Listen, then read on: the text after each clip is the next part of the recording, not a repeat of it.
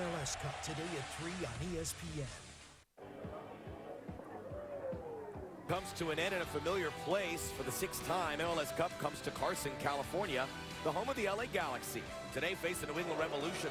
Win or lose today, it's the final game for Landon Donovan, the man who has rewritten the MLS history books. Donovan looks to add a triumphant final chapter as the Galaxy face the Revolution next. Welcome to the StubHub Center. For the 3rd time in 4 years, it will be the site of MLS Cup. MLS Cup 2014 is presented by 5 Hour Energy. Could not ask for a better day. Glorious here in Southern California. And it's going to be LA and New England.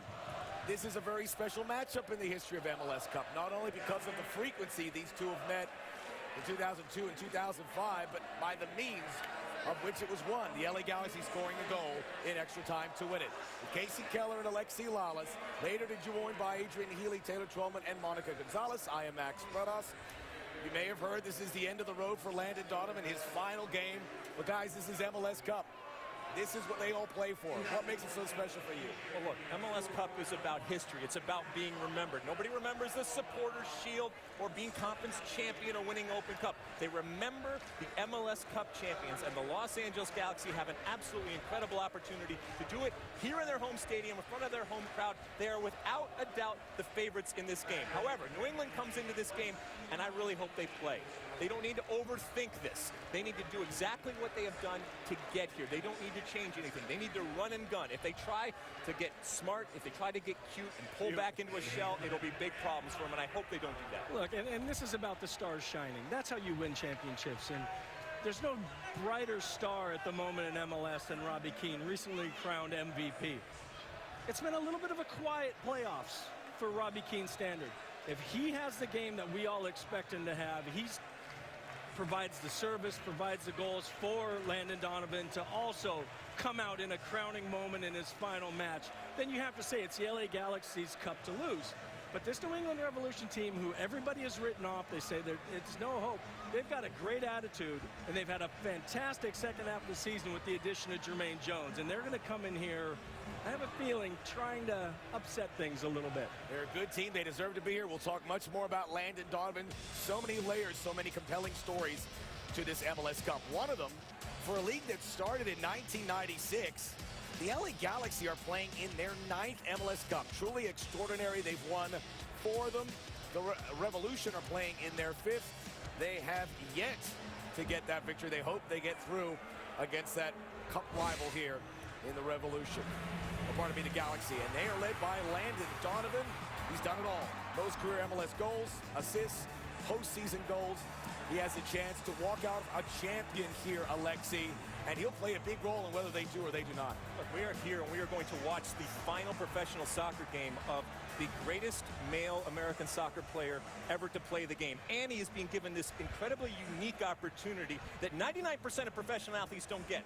The opportunity to go out on top, the opportunity to ride off into the sunset a champion in his home stadium, as he said, in front of his home crowd. And not as a bit role, as a guy who as the man really indicate how far this game can go. And look, if I was going to put a tiny little asterisk on that, it would be I would have loved to have seen him perform at the highest level in Europe for a little bit longer, but you cannot doubt what he has done for MLS and what his record is for the U.S. national team. And what an opportunity to go out with a cup at home. Fantastic opportunity for Landon. Leave it to wet blanket Casey Keller over there. But hey, it's all out in the open. Now, Landon Donovan has a lot of help, whether he'll lift that cup. And there's the man who will help him. Recently crowned MLS MVP. No one has scored more goals than Robbie Keane over the last 2 years in this league. He has 35. An extraordinary run for him. So many great attacking options in the starting 11 for the LA Galaxy, coached by Bruce Arena. Yeah, mostly the usual suspects for Bruce Arena. We see A.J. De La Garza coming back in at right back there. And then we go to that midfield where you have Juninho and Sarvis. And we'll talk a whole lot more about these guys in a second. And then up top, we talked a little bit about Donovan and Zardes and Keane, who didn't score in the last series. If there ever was a point for them to come up big, it's right here at MLS Cup. LA Galaxy, hey, Jussi Zardes, a guy to play a role. Juninho scored the goal that got him into this cup against the Seattle Sounders. And you look at this Revolution team, their opponent, there's no sentimental value from their perspective in regards to Landon Donovan. This is a team that's here to win. Their coach, Jay Heaps, we talked about the 4 times they lost MLS Cup. He was a player on all 4 of those games. He wants this, and he feels he has the guy that can engineer it. Mid-season addition, Jermaine Jones. Coach Heaps talked about his midfielder. I think Jermaine is just really, he's brought out the best in everyone. And that's hard to do. And it's a cliche, you know, he brings out the best in everyone, but really he's brought out the best in every player on the team. And he's demanded a lot. He's given more than anyone I've seen, you know, in their arrival in the league, just his body. He sacrifices himself on every play, and that's contagious. He arrived, KC, and these are the facts. This team lost 8 straight games. Shortly thereafter, Jones comes into the fold, and it's been all uphill since. Yeah, there's no question about that. He was that missing factor, that missing link in this New England team. His ability, his tenacity is huge. Look for Farrell and Tierney to get into the attack. They have the 5 in midfield, which allows the outside backs to get forward. And then Charlie Davies up by himself. Look for Lee Wynn to support Davies as much as possible and to try to make things happen. And keep in mind, Charlie Davies, 3 goals the entire regular season, 4 goals already in the playoffs. Nobody cares what you did before. It's what you do now. If they're going to ride somebody, they got to ride Charlie Davies. Scoring the goals at the right time, 4 important goals that got the New England Revolution to this point again. And we haven't even talked about the man who almost was MLS MVP, Lee Wynn. Most goals by a midfielder in Major League Soccer since 2001. All hands will have to be on deck if the Revs get by, hoping to quell Wynn and company. Omar Gonzalez. It's a beautiful day. It's a big match. We'll be back in Carson after a quick break. Welcome back to MLS Cup 2014, presented by 5 Hour Energy. This is the payoff for a successful regular season for the LA Galaxy. They get to host the Cup after navigating their way through the postseason. And yes, it's all about Landon Donovan, and why not? 144 goals in MLS history, 136 assists, 5 MLS Cups. We've seen him grow up before our very eyes. This is the end of the road for him in his professional career. Now to the matchup, Alexei, and we look at that very talented and effective New England midfield. The Galaxy midfield, in order to get things done and perhaps win an MLS Cup, have to find a way to quell it. How do they do it? Yeah, look, we talk about the stars for LA, but the reality is that the engine for the Los Angeles Galaxy is in that midfield with Sarvis and Juninho. When we take a look at them, it's this connection and this understanding that's developed when they have the ball and when they don't have the ball.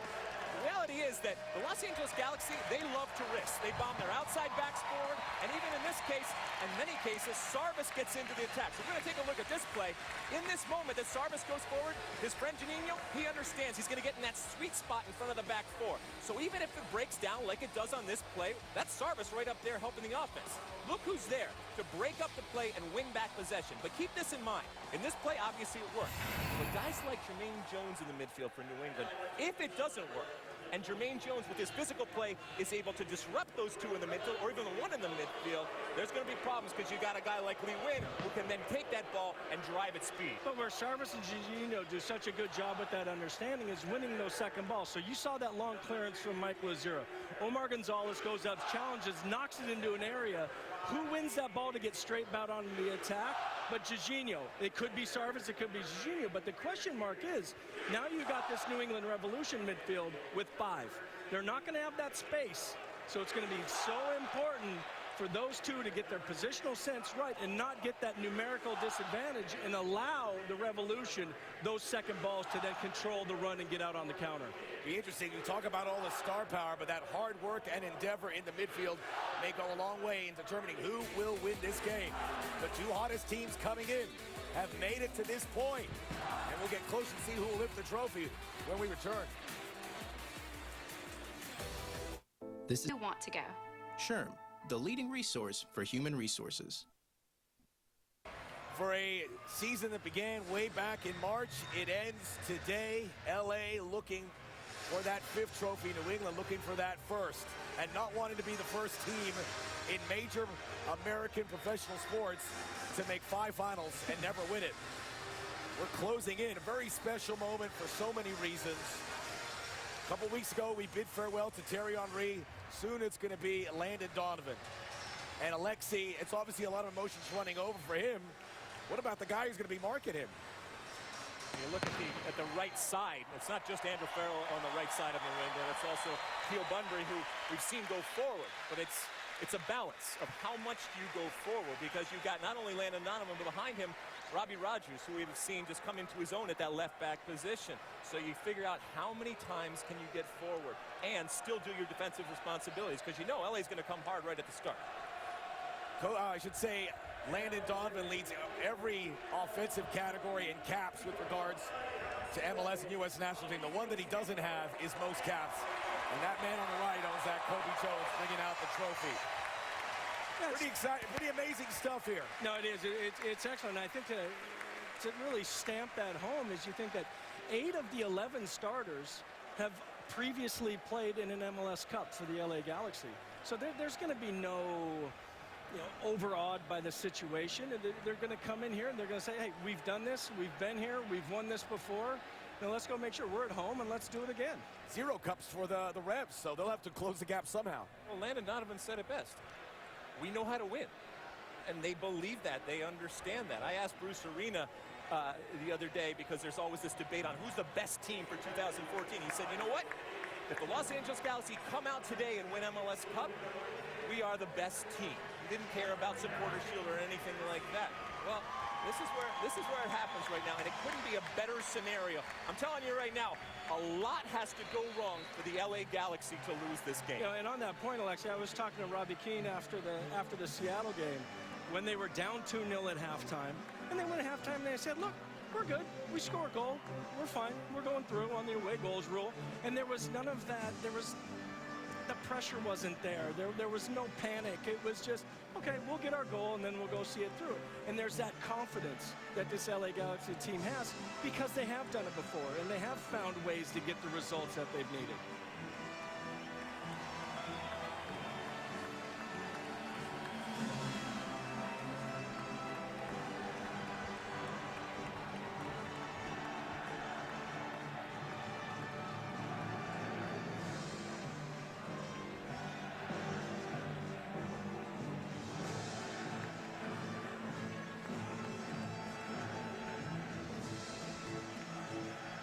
Charlie Davies for the New England Revolution. Yet another story. Perhaps will be fulfilled here. Coming back from an auto accident in 2009 that quelled his World Cup hopes. Now bouncing back after an unsuccessful spell with DC United to be here at an MLS Cup. Will the storybook run have a nice bow on it for Landon Donovan? We mentioned the gap, Casey, of experience in this MLS Cup. What's Jay Heap's message to his team on closing it? Basically, that they have nothing to lose. Just come here, be aggressive, and just try to disrupt this LA Galaxy the best you can. And they have a great player in Jermaine Jones to just do exactly that, and to try to get underneath this LA Galaxy's skin and to try to make it as uncomfortable as possible.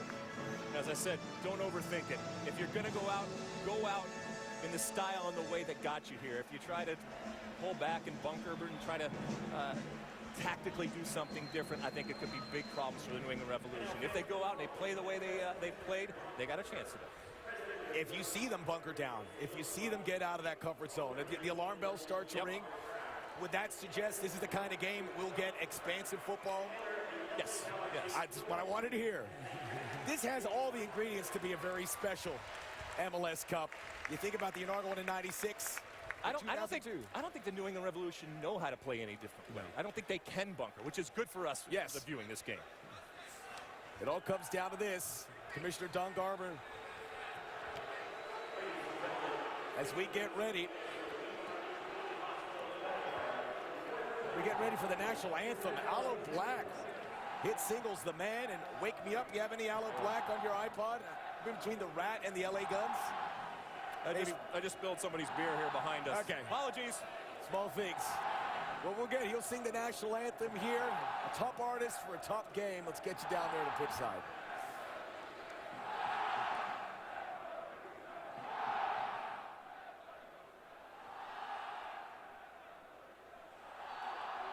And now, fans, please remain standing as we welcome singer-songwriter and, as of Friday, Grammy-nominated musician, 19 and Interscope recording artist, Aloe Black. Oh, say, can you see by the dawn's early light what so proudly we hailed at the twilight's last gleaming, whose broad stripes and bright stars through the perilous fight o'er the ramparts we watched were so gallantly streaming, and the rocket's red glare, the bombs bursting in air, gave proof through the night that our flags were still there. Oh, say does that star-spangled banner yet wave o'er the land of the free and the home of the brave.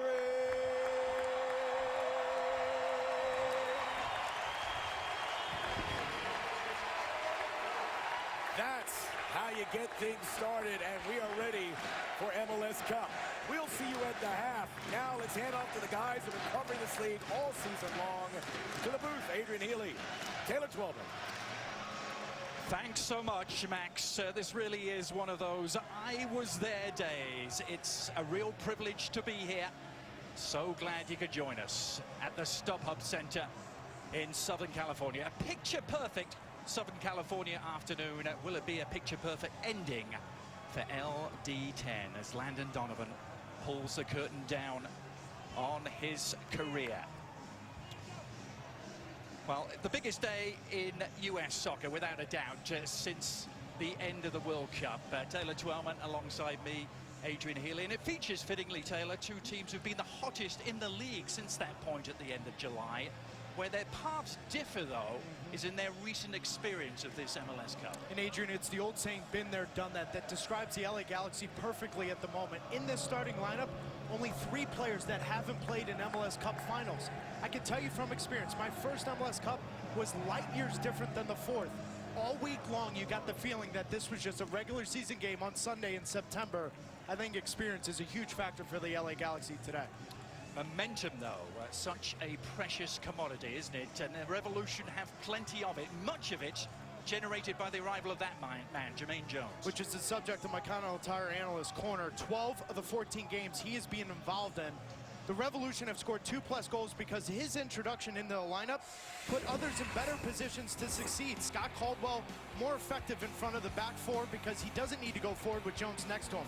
The bigger impact has been the release of Lee Nguyen underneath Charlie Davies. He can be that attacking player, that second forward that causes nightmares for defenses. 9 of his 18 goals have come with Jones on the field. Today, it's vital that he gets Sarvis and Juninho defending deeper if New England want to upset Los Angeles in their own stadium.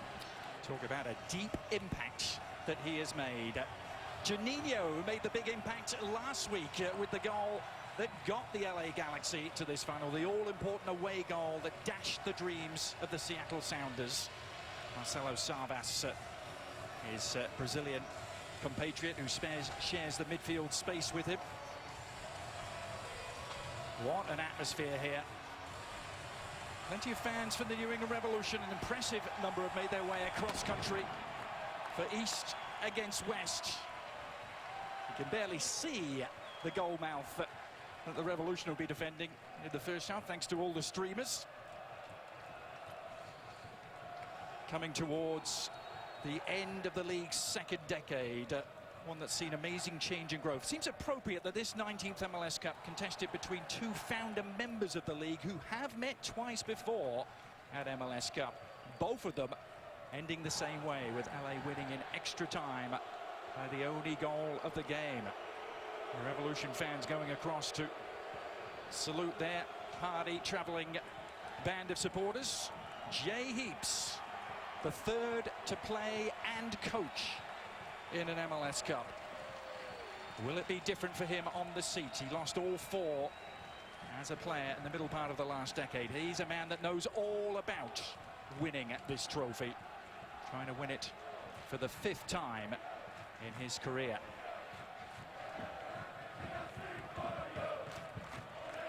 Could not be more perfect. The Galaxy carry the gravity of heavy favorites, while the Revolution's underdog status has served them just fine to get here. So often, though, finals pay no heed to form. Will this one stick to the preordained script or go off on a different tangent? We're about to find out.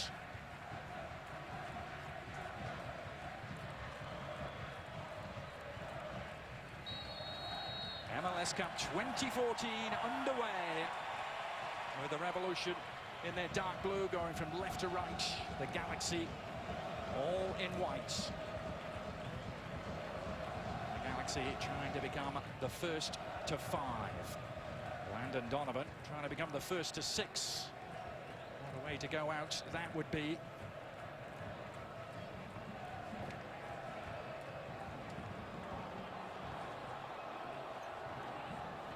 Robbie Keane trying to get his first touch.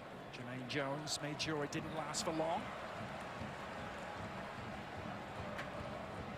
Robbie Rogers will barge in the back from Teal Bunbury to let him know he's there. 2 players who've both gone through some reinvention this season. Teal Bunbury converted from a centre forward to a right winger. Robbie Rogers has been a revelation at left back. Here he is on the ball. And bursting into the penalty area, Rogers. Could it be a brilliant start? Oh, it's a deflection and off the line. A great escape right off the bat for the Revolution. Rogers almost walked it into the back of the net. And that was a huge concern coming into this game for Jay Heaps and the New England Revolution, is this left side behind Teal Bunbury and in front of Andrew Farrell, because those are the mind games Landon Donovan can play. He can come to the touchline, but when he tucks inside, that gives the onus on Robbie Rogers to push forward. Great ball forward from the LA Galaxy. Shuttleworth breathing a huge sigh of relief and just thankful to get his hands on the ball.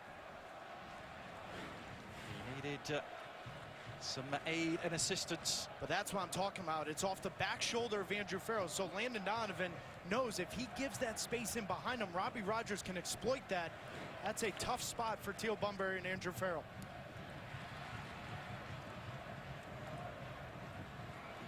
Listening to both sets of players, they weren't buying too much into the only regular season meeting between these two teams, which came pre-Jermaine Jones. He goes down there under duress from Donovan. 5-1 victory here for LA back on July the 16th. This is the relationship you want to watch all game long. Juninho Sarvis, one of those will have to defend a little deeper because Lee Wen will play underneath Charlie Davies. But then it's up to Jermaine Jones to pick his spots when he goes forward and when he holds the ground in front of the back four of New England. Yeah, those two, Sarvis and Juninho, have been the circuit breaker and the power source combined. Fascinating midfield tussle. Wynn and Jones and Caldwell trying to do their thing for the visitors. Different routes to this final for the two teams. LA had to edge their way past in nail-biting fashion against Seattle Sounders last week. 2-1 defeat up in Seattle, getting them through on the away goals. The Revolution ending the MLS career of one Thierry Henry in beating the New York Red Bulls 4-3 on aggregate. The Revolution, the top scorers in the postseason. They have had a swagger and a swashbuckling approach to proceedings, sweeping past Columbus.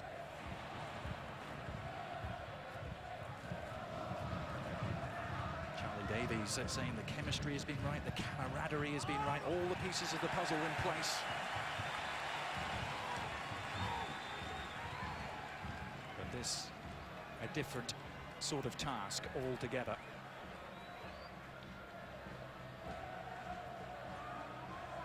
Galaxy have been close to unstoppable on home soil. They lost just once here at the StubHub Center all year long, and that was 273 days ago. An in-game defeat to RSL.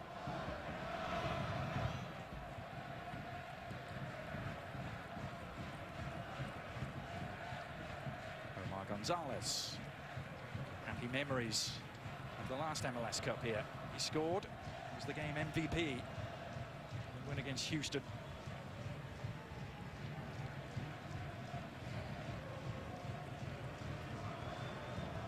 Two goalkeepers playing in their first finals today. Bobby Shuttleworth had to wait a long time behind Matt Reese, the legendary New England goalkeeper, who's now here in LA as an assistant coach.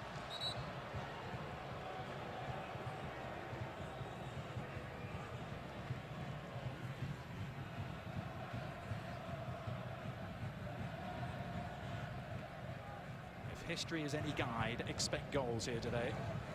5 previous finals at the StubHub Center have produced 19 goals. And there's Chris Tierney, who's been quite a pleasant addition to the goal-scoring ranks for the Revolution this postseason. The hardest part right now, the first 6 minutes of this game, is New England needs to calm down a little bit. And when it's your first MLS Cup final, you want to make sure your first touch, your first pass, your first tackle, everything's clean. We've seen some sloppy touches from Bunbury, some miscommunication with Andrew Farrell. Scott Caldwell, Jermaine Jones, they need to get this group in this midfield together here. Farrell's clearance working out nicely. Bunbury to Jones. Shoulder barge from Zardes. It's a push and run from Tierney. Cross, though, fended away by Leonardo.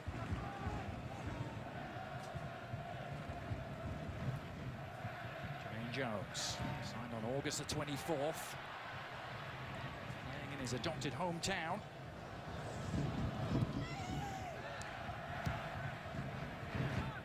I heard Alexi and Casey talking about it pre-game. A quote from Jay Heaps: he has simply made everyone around us better.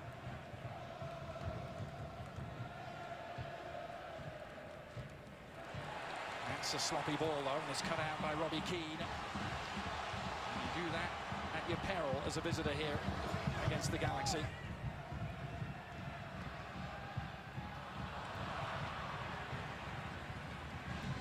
Donovan's pass, though, did no more than return the favour.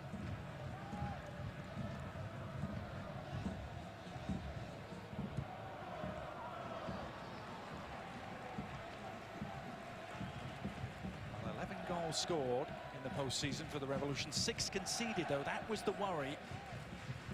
Heading in, Taylor, did they have the resolve and the means to stymie this Galaxy attack?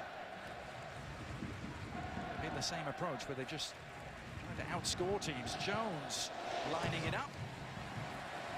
And, the first feel of the ball for Jaime Pinedo.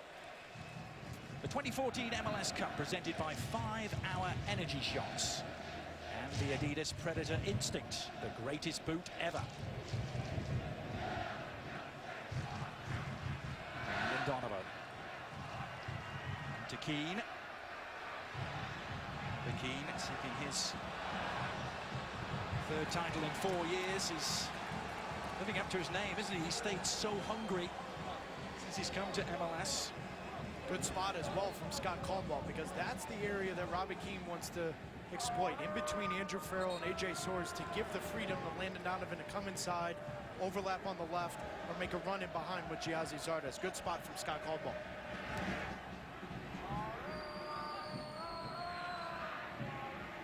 Omar Gonzalez.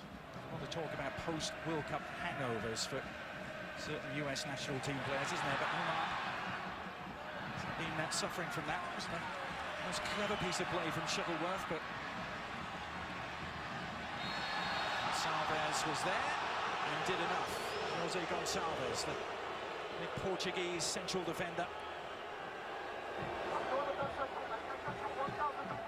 He's the only non-American in the starting 11 for the New England Revolution. Gonzalez, the MLS Defender of the Year last year.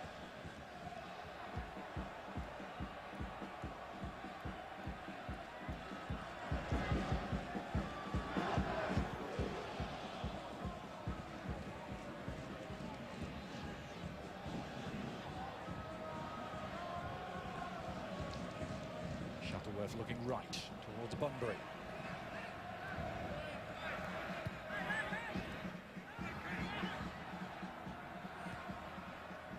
Jones, Mr. Caldwell, now Lee Wynn.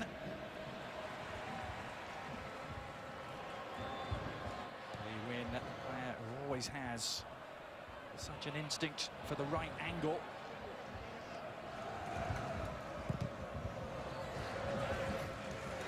Such quick feet too for Wynn. Omar Gonzalez, as always, is the human stop sign. Well, and that's the #1 dilemma on the board today for Omar Gonzalez and Leonardo's. When Lee Wynn is underneath in that pocket behind Sarvis and Janino, one of them has to read the play to either follow Charlie Davies in the channel or break up that pass from Lee Wynn. Good spot from Leonardo.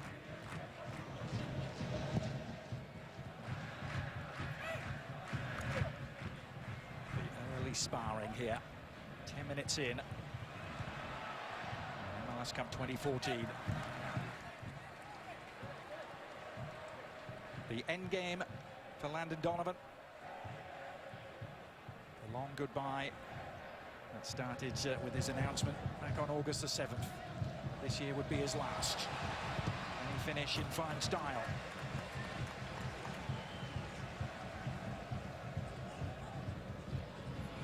Bunbury. Just a little quicker there than Rogers. Leonardo will funnel that ball back to Panamanian keeper Jaime Pinedo. San Pinedo, Saint Pinedo, they call him in his home country.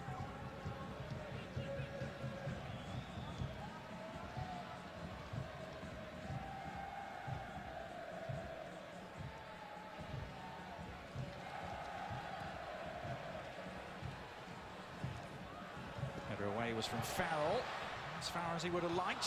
Donovan was available, but the ball eluded him. Things have been a little unnervy for Andrew Farrell as he and Jermaine Jones are having words with each other. That's the second time where he's not communicating with either Shuttleworth, Jones, AJ Swords, whatever that is. He's rushed right now. Needs a deep breath, calm down, and get into this game quickly. Andrew Farrell, who was the #1 pick, first ever #1 pick for the New England Revolution 2 years ago. You could argue that was the first bold move under Jay Heaps and Mike Burns here in New England. Talk about ball moves, Jermaine Jones. On from Wynn. Ishizaki, though, need to really get involved. Swedish right winger who's been a big part of this postseason for LA.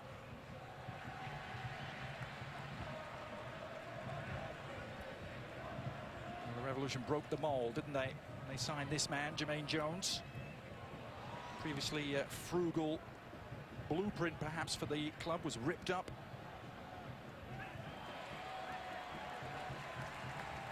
Because they had to win that lottery with the Chicago Fire to obtain his services. For my money, the 2014 MLS MVP was the blind draw. Well, this is Charlie Davies, off and running. A sliding challenge that was well timed from Sarvis. Sarvis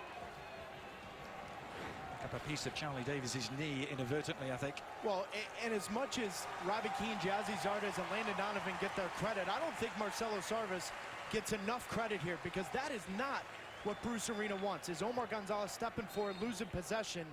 You need to have a two-way midfielder cover that spot. That's exactly what Marcelo Sarvis did there.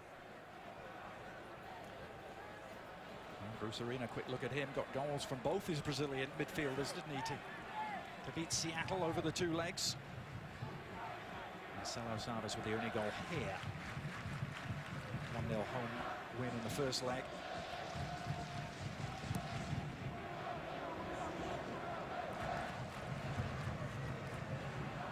finish up that thought on Jermaine Jones, Taylor J. Heaps told me the other night that I asked him pointedly, would you be here if that envelope had said Chicago? And he said, quite frankly, no, I don't think we would have been. He has been that important.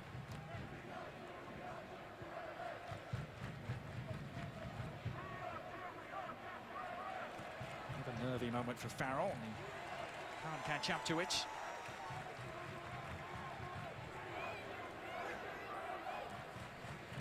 Well, that's the difference he's made since his signing on August the 24th. They've only lost once. Defeat coming in early September against the Columbus Crew.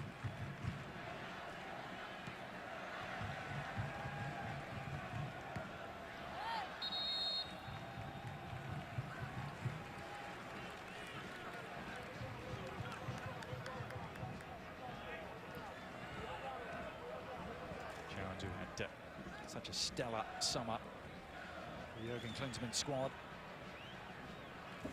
A touchdown from Zardes. Giassi Zardes be an X factor today. A homegrown talent for LA who's gone a little quiet of late. Ishizaki, we can't accuse him of that.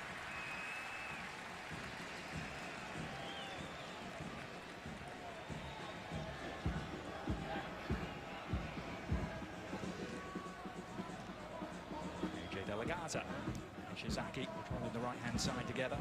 We saw how the two of them did such damage against RSL. Eastern Conference semi-final. The same sort of flow, though, early on here in the Galaxy. The Revolution trying to find their groove. Lee Win seeking out space. Such quick feet. Tributes to some judo and karate in his upbringing. Lee Win.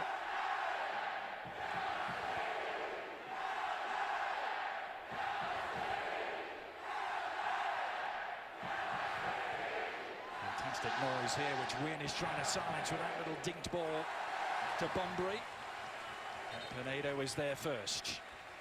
Tonight at midnight on ESPN2. Tune into ESPN FC. That's our studio show covering the entire globe, really. A lot more coverage of this game and the top leagues from Europe and around the world. ESPN FC, midnight tonight on ESPN2. The Watch ESPN app. Delighted you could be with us. Will there be delight for LD10?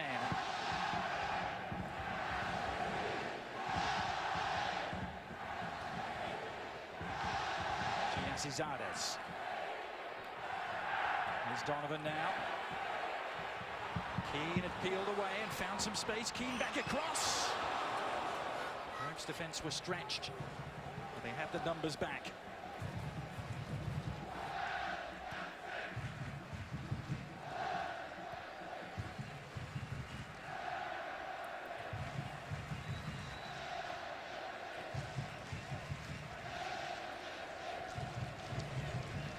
Gonzalez.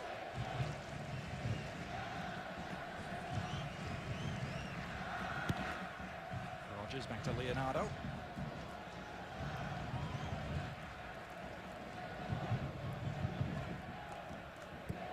Two teams that finished second in their respective conferences. It's the team that finished second in the West, the LA Galaxy, who've engineered a corner here.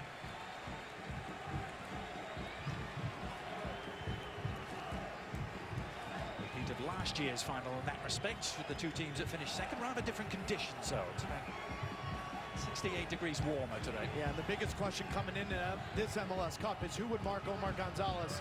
That duty, that job, that's on Jermaine Jones. Two U.S. national teammates. Jones slipped, actually. Keane trying to pick up the pieces and keep the attack alive. Sabas. Shizaki's cross, though. No space to deliver it.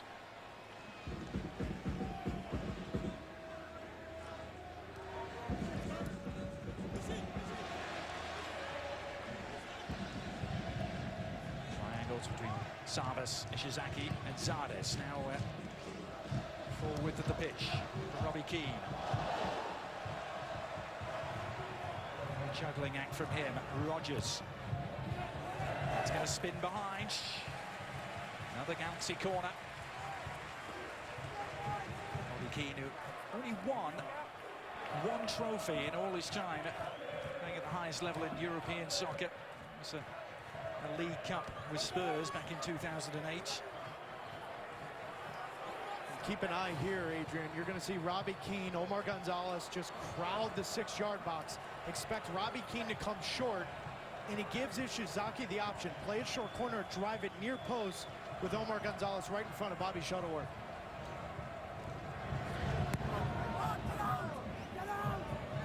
That is indeed what they did. Keane this time can't squeeze past Farrell.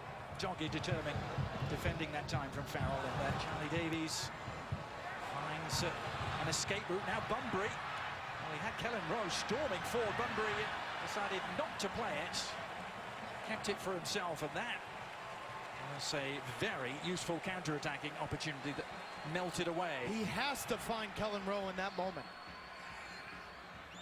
If you're going to find your spaces against the LA Galaxy, it's when they throw numbers forward on set pieces or in long possession spells.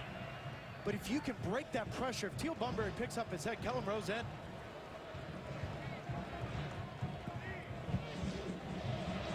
Robbie Keane, time to bring it down, set out his sights, set out his stall, and well, he drove it right into the frame of Bobby Shuttleworth. On the other side of him, it may have been a problem for the Revolution keeper. It's so much time there, Robbie Keane.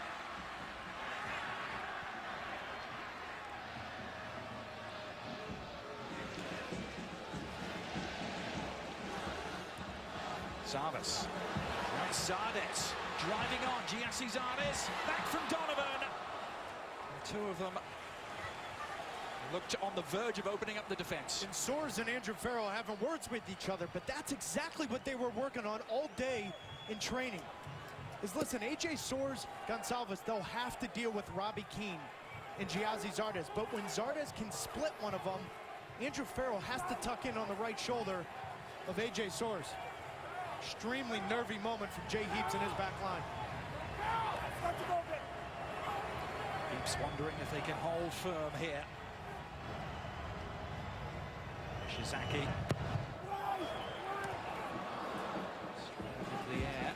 Still up for grabs, and second header away from Gonçalves. No release of the pressure. Ishizaki.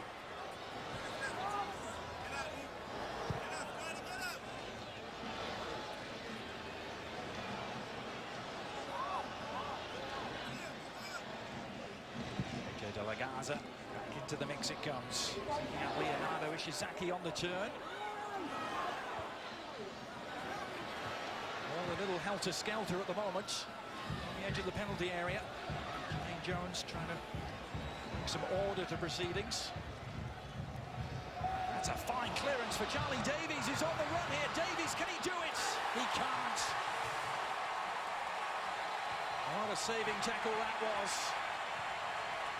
Davies at full tilt. There's AJ De La Garza, who stymied him. Donovan and Keane, well, they don't get cross wires too often. But now we're getting the MLS Cup final that we thought we would get. Both teams getting involved. Now the game's starting to open up, and this is what I'm talking about. AJ De La Garza, my goodness. Charlie Davies times his run perfectly. You have to commit, and when you commit, make sure you win the ball first. Great tackle from AJ De La Garza. Charlie Davies has been on a 5-year journey to reach this point.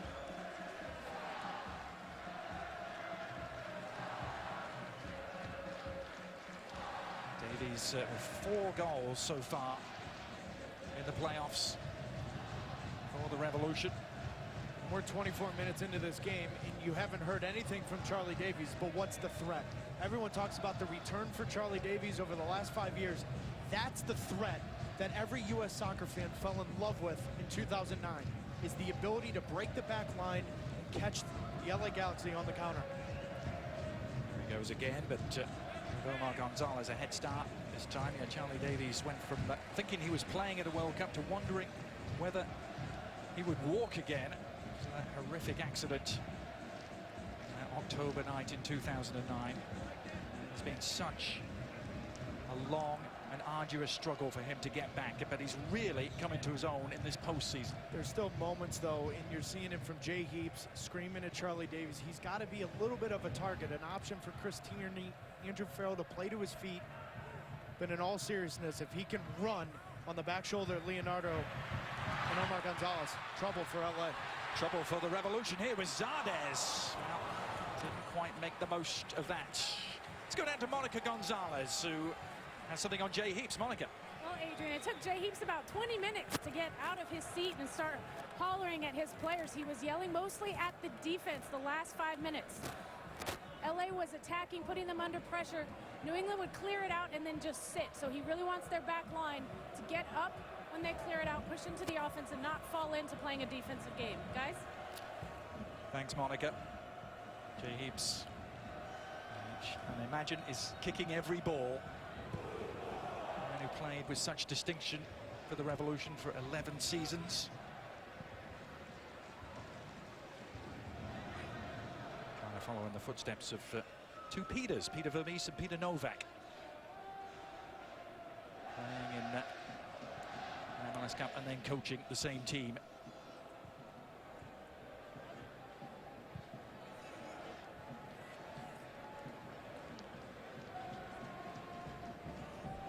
Nil-nil at the StubHub Center. It's 19th edition of MLS Cup.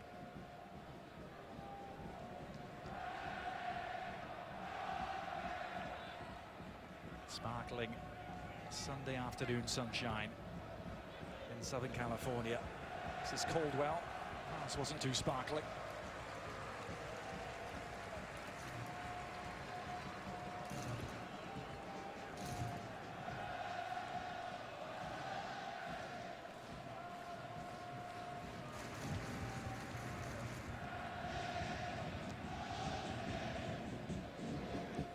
Galaxy, ever since Landon Donovan have made that announcement back on August the 7th, seem to have been on an express train path towards this day.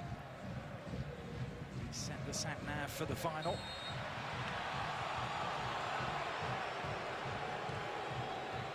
Some defending to do here, though. Quickly taken free kick has Lee Wynn going to work.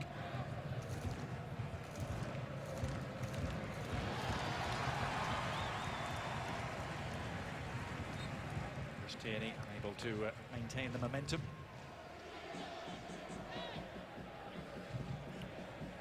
Well, next year we're into season number 20 of MLS, and lots to look forward to. The MLS Game of the Week returns to ESPN every Sunday of the regular season and beyond. 5 o'clock Eastern will be our start times next year. Sunday 5 Eastern, the entire MLS season coverage starting on Sunday, March the 8th.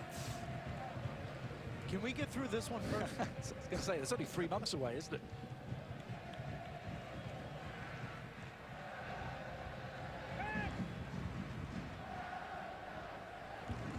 AJ De La Garza looking for Ishizaki, and he's found him. Menace here from Ishizaki, but Jose Gonçalves, a calming influence at the back. Revolution defense have had their skittish moments early on here, but they have survived.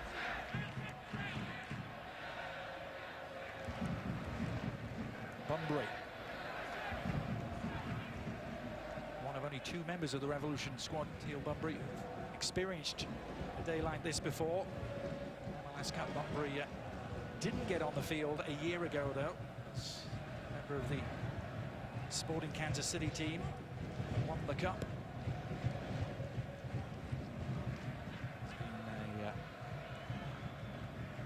Revelation in terms of his reinvention this year.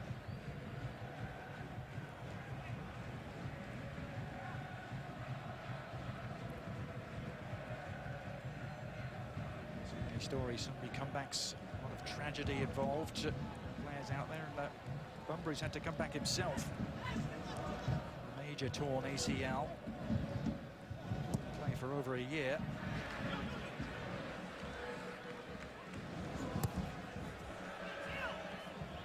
Bobby Shuttleworth knows all about not playing. It was like Aaron Rodgers, wasn't he, waiting behind Brett Favre with Matt Reese in front of him. Learning from one of the best, though, Taylor, in Matt Reese.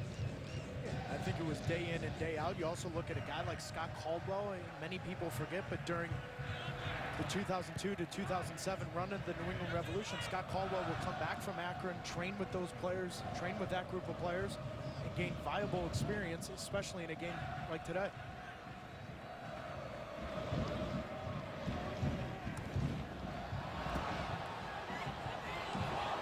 Foul turns out did just enough to keep that in. Revolution making halting progress on the right-hand side.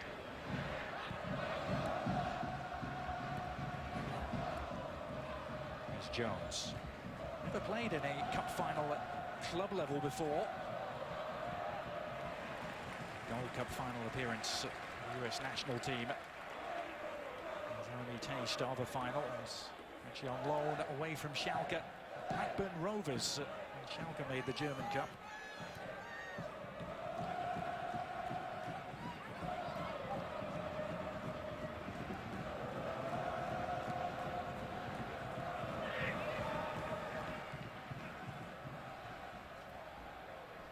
Half an hour in. And still we await the ice-breaking moment, if you could call it that. With the temperature in the high 60s.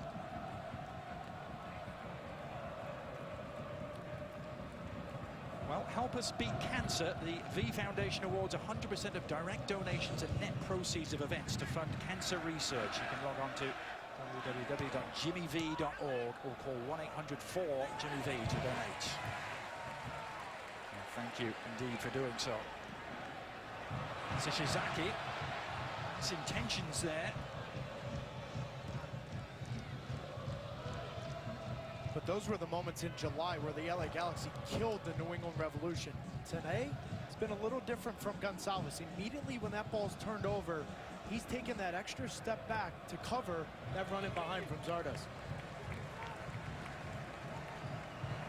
You have to imagine, Taylor, of the two teams, the Revolution slightly the happier with the events of this first half an hour. They have survived. The odd threat going forward. The defense is be tested again here by Zardes.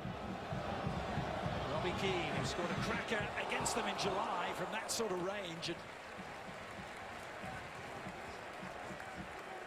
it's a good sighter for Keane. Just so much confusion right now between Andrew Farrell and AJ Soares, because immediately when this play's over, they're having heated words with each other because it's that run in behind, whether it's Robbie Keane, Giazzi Zardes. Andrew Farrell is getting caught with Landon Donovan. He's caught flat-footed, that space is in behind. AJ Soares is all over Andrew Farrell at the moment. Bruce Arena, the Galaxy manager, was very keen to play down the underdog status of the Revolution this game, as he might be. They not only belong in this game, they're not the underdogs everyone believes. They remind me of the Colorado team in 2010. Said Bruce Arena. Colorado, remember, won that final against Dallas. And now his team are on the front foot, and this is Keane with room to roll. Showed too much of it, though. Gonçalves was just lying in wait. The perfect time to come and pick off the run from Robbie Keane. And uncharacteristically from Robbie Keane, he takes too long to pick up his head. There's a reason why he's the MVP of the league. It's because he uses his brain. He calls off the back shoulder. Look at this. Look at the amount of space. His head's down. If he picks up his head right now, Zardes is in. Good recognition from Gonçalves to slide over, but you will not see that often from the captain of the LA Galaxy. Too slow making that decision.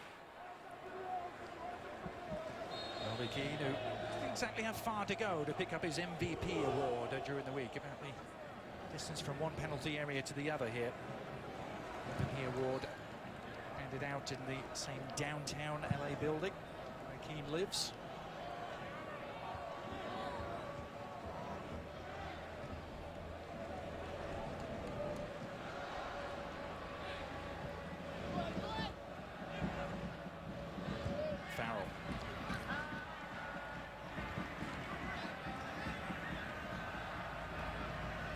Jones. Give and go from Rowe. Jones went down. There's no foul. Sabas. Salva's there, making life awkward for Keane. It almost broke Ishizaki's way. Worth. It's the safety valve.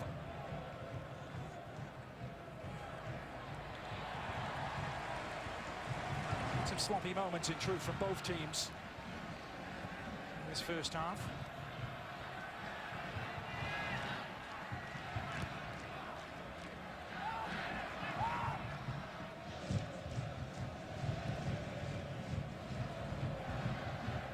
Gonzalez. High-hanging delivery, a hopeful one for Zardes, but he had shoved off on that man, AJ Soares. He's from Southern California.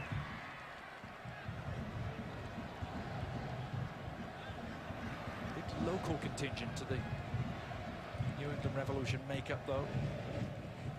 It's like Chris Tierney and Scott Caldwell from Wellesley and Braintree. Of course, Coach Jay Heaps from Long Meadow in Western Mass. Charlie Davies, Manchester, New Hampshire.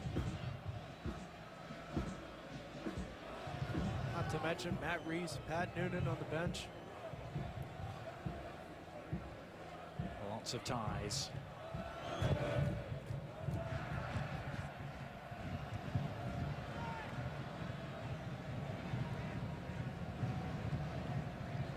Goalless. Final 10 minutes of the first half.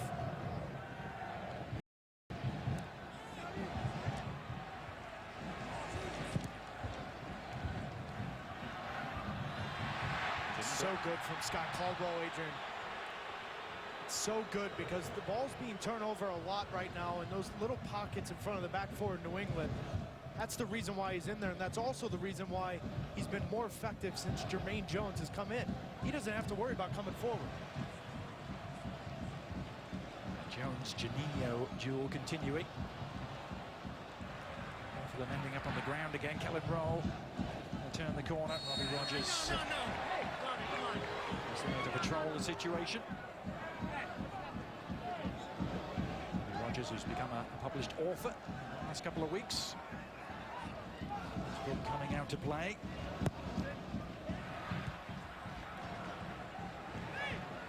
Following the route of the likes of Eddie Lewis and DeMarcus Beasley in changing his position to great effect, moving to left back.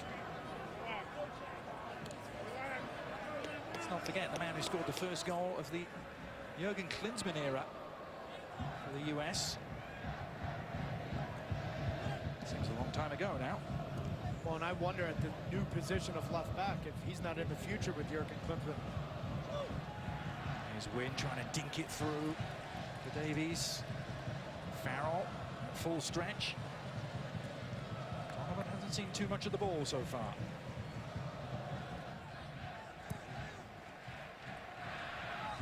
Just sloppy from times, including the LA Galaxy. We're seeing AJ De La Garza, Robbie Rogers, who are so often the outlets when they're under pressure, just kick the ball forward aimlessly with Landon Donovan, Robbie Keane, and Zardes throwing their hands up in the air and say, listen, get it to Sarvis, get it to Janino, get the ball moving on the ground, which has been the success all year long for them. Well, Donovan has scored in 4 previous finals. He scored from the penalty spot here 2 years ago. And what was, remember, the farewell for David Beckham that day. Perhaps in no particular hurry to get this taken.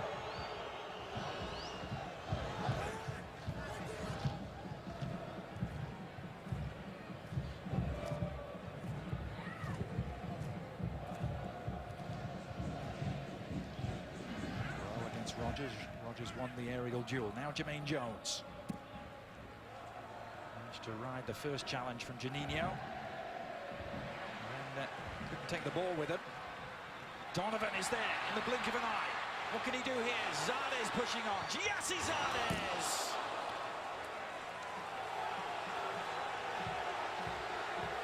How you defend the LA Galaxy in these moments will determine whether or not you can beat them at the StubHub Center. This is not what you want if you're the back four of the Revolution. Landon Donovan running at speed, Zardes peeling off, and Gonçalves reads it perfectly.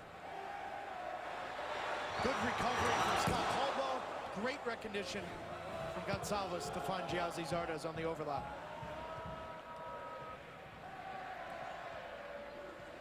Zardes, we talk about local products for the Revolution. Zardes is very much that.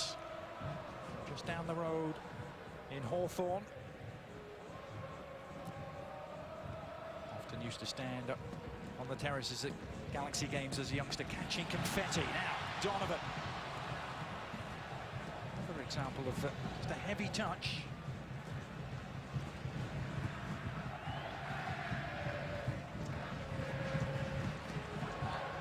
Rowe.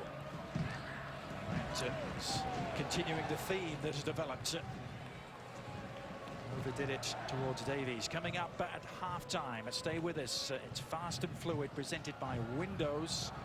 Alexi Larson, Casey Keller on set with Max Bredos, and they will be joined by MLS Commissioner Don Garber. So we're coming up at the break.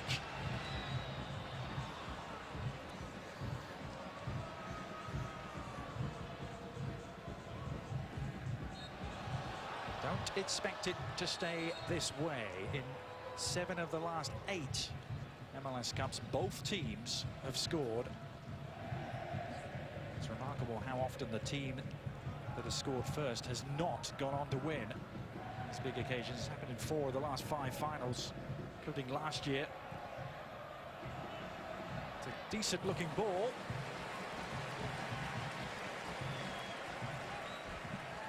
It will provide the Revolution with their first corner of the afternoon. This has been an area in the postseason that they've exploited other teams. Whether it's the basketball background of Jay Heaps, whatever it's been. We saw it in Columbus on the road with the high line, a late run from Charlie Davies, and then we saw it against New York. A short corner, that's what you may see here. They need to get Omar Gonzalez and Leonardo out from that middle and try to drive that ball near post right in front of Janino. And it comes towards Pinedo, and that needed Savas at the near post to clear his lines. Dangerous delivery, and Wynn is feasting on the scraps here. Ball pass though, Sol Tierney too short. Some of the basics of the fundamentals just have eluded players at times in this first half, but the Revolution do still have it. And it's Caldwell.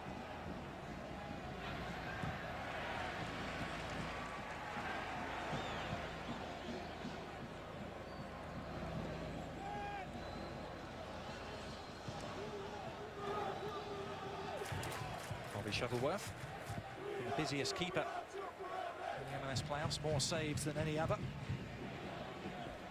Well, and I think that's the biggest difference between Shuttleworth and Pinedo. Pinedo knows he has to be mentally prepared for 90 minutes where he may only have to make 2 or 3 saves. Shuttleworth comes into a game knowing he has to make 4 or 5 saves for New England to win. That's a good point. Pinedo at times a spectator, especially here at home. It's coolly done by AJ Swords. Back to Shuttleworth.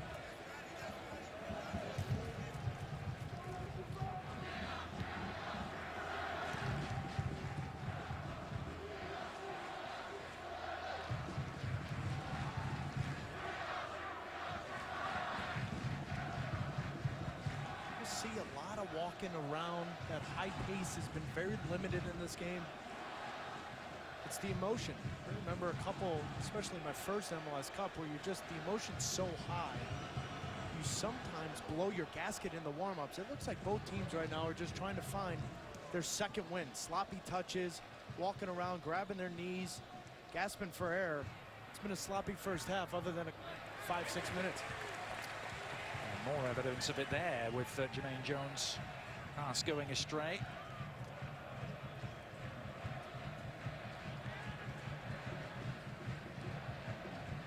In 2002, Taylor finally played in between these two teams at Gillette Stadium. Similar sort of affair, wasn't it, in the first half? Very edgy, a lot of mistakes.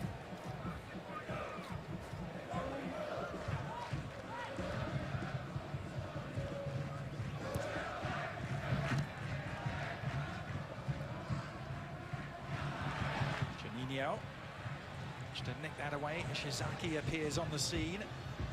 Trying to make things happen. That's not what Zardes had in mind.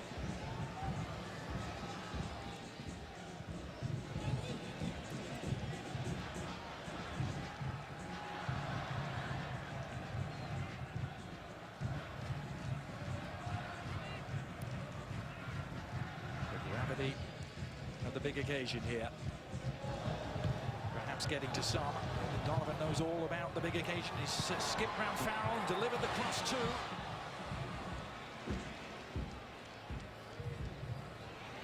Bunbury striving to get there, and does.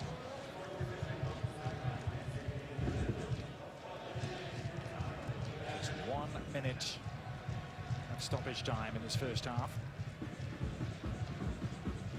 Don't forget, we'll have Commissioner Don Garber on with Max, Alexi, and Casey at half-time.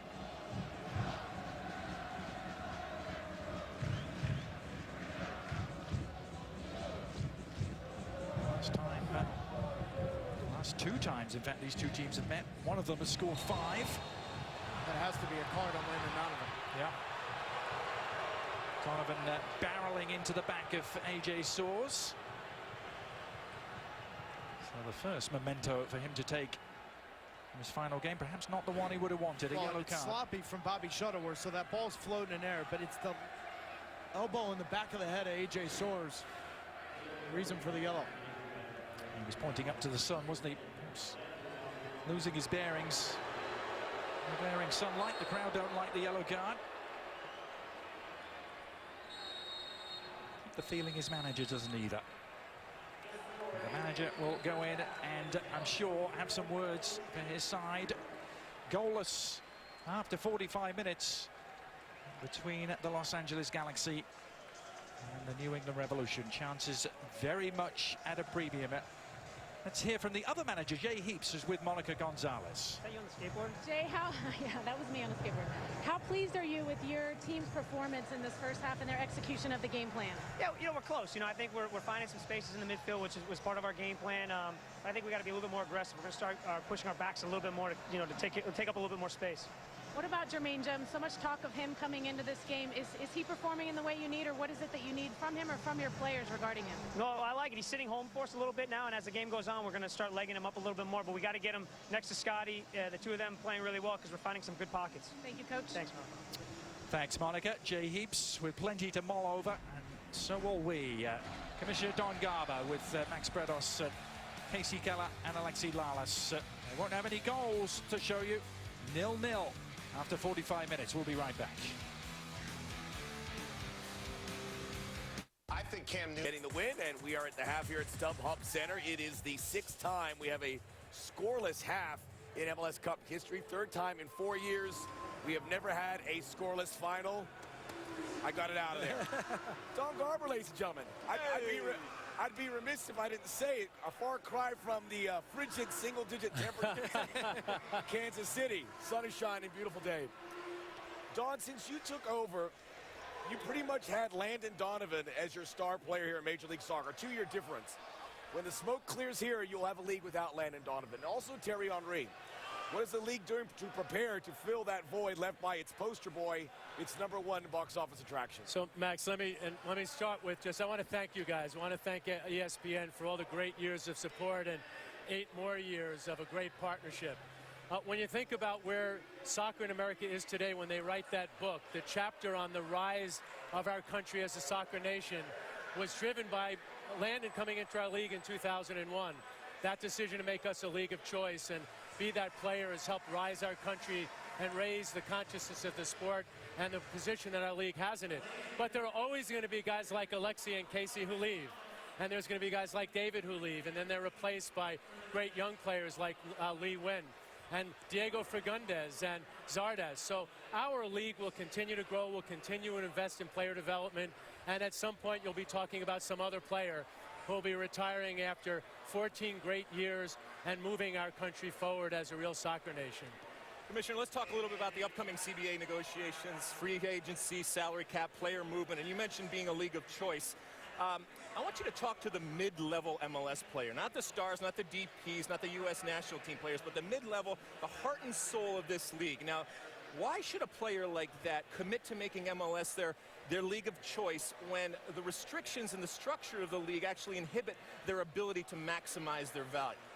Well, let's just start with, Alexi. You got to have guys at the top of the roster, and whether that's Henry or it's Robbie Keane, our MVP, and young kids at the bottom of our roster, these homegrown players.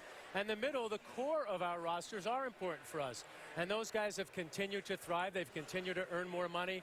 They continue to be more popular. And we'll sit down in our CBA negotiations. We know that this is a key issue. I'm confident that Bob Foose, who runs that union, and our guys will sit down and we'll hash out all these issues. And I believe in them. I believe in our players. I believe in our owners. And we will negotiate a CBA that's going to be good for everybody. And I believe it will also be good for those guys that have made commitments to our league and have made us a league of choice, because they have. And Major League Soccer is what it is, partially because of them being here. Don, talk about expansion.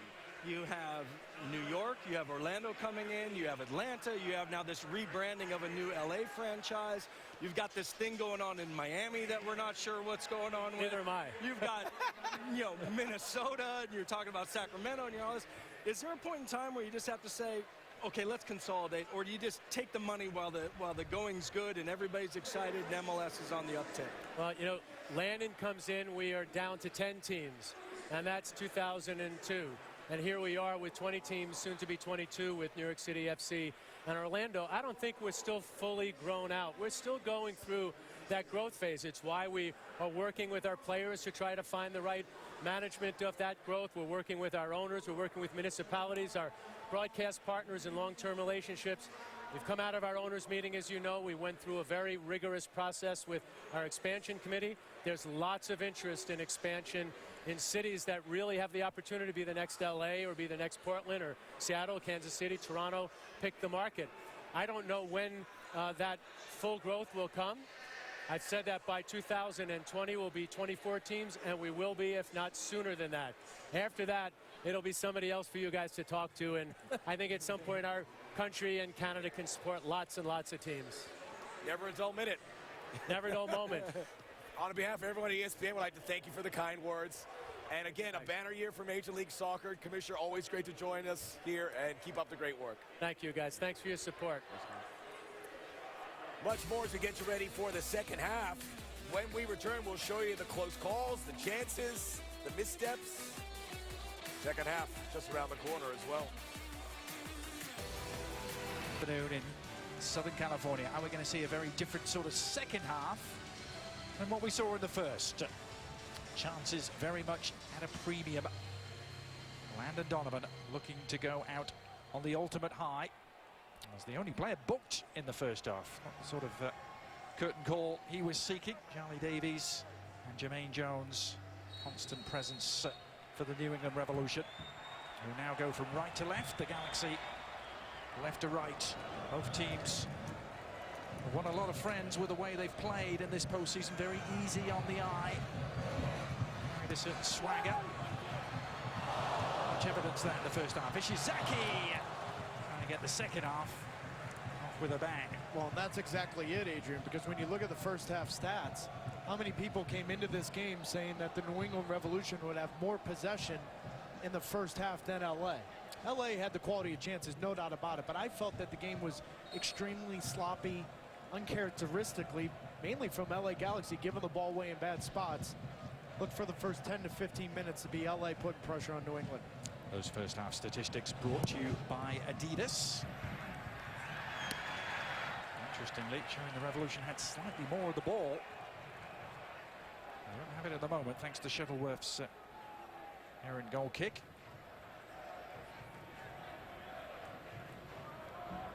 Major de la Gaza.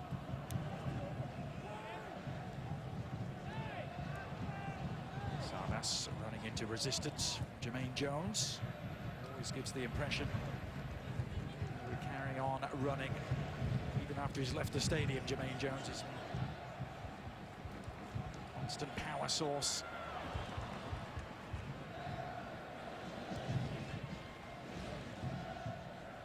Only one previous final in MLS Cup history had featured a meeting where one team had beaten the other as badly in the regular season. It was back in 1997 when DC had beaten Colorado 5-0 in the regular season. The final proved to be much closer. It's Bunbury. No trouble for Pinedo.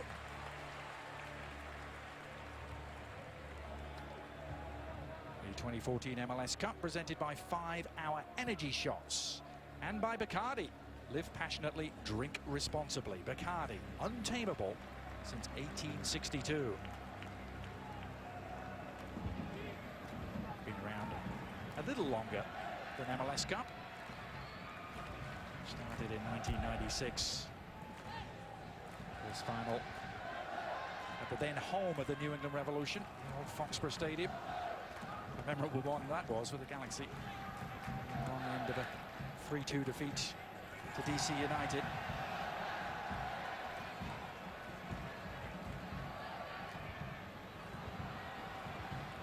Gonçalves has made his mark, as they so too those Sarvas with a biting tackle. And Jones dishing out the same. Mark Geiger hasn't had that much to do. The US World Cup official from the summer is going to have words with Jermaine Jones, but no more. Donovan still limping away from the scene of the crime. Well, and the better calls have been on Jermaine Jones' side, because if you remember leg 1 against the New York Red Bulls, he came in just like this off the backside of Dax McCarty, where a lot of people felt that it should have been a red card. No doubt in my mind, Jermaine Jones gets away with the yellow card tackle there. Jermaine Jones now marking Omar Gonzalez. Keep an eye on this ball floated back post. Shizaki heading in that direction. Now Jones back in action, and his turn to go down. This time it was Juninho who was the culprit. And Geiger is going to keep his card in his pocket.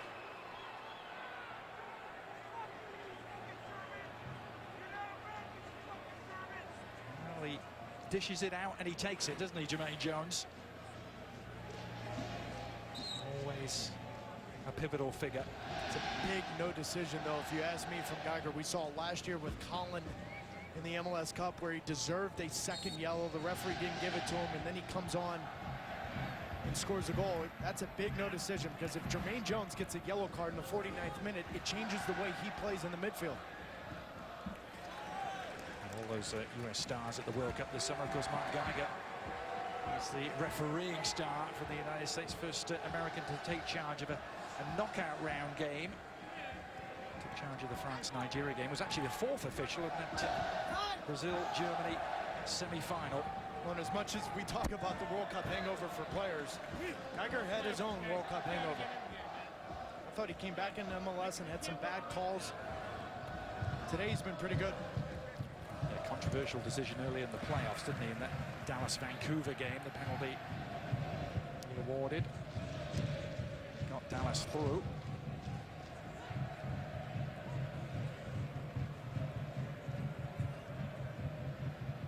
The early sparring in the second half, if you're just joining us. 0-0. Galaxy trying to win their 5th MLS Cup, the Revolution. Trying to avoid losing their 5th and win it for the very first time.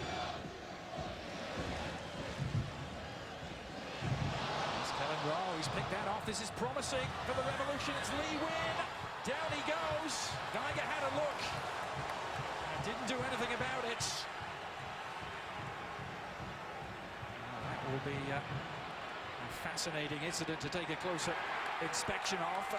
No time for that, because Robbie Keane is marauding forward. Keane's cross. Shuttleworth in command. Lee Win just hearing back at the edge of the centre circle. Slow to make his way back there. Seemed to be on the verge of pulling the trigger, didn't he, as he went down. This is Marcelo Sarvas. Keane now.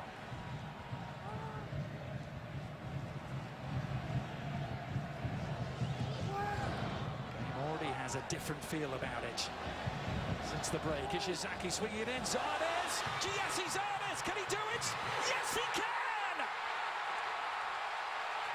How sweet it is for the hometown hero from Hawthorne, California, Giassi Zardes for the Galaxy.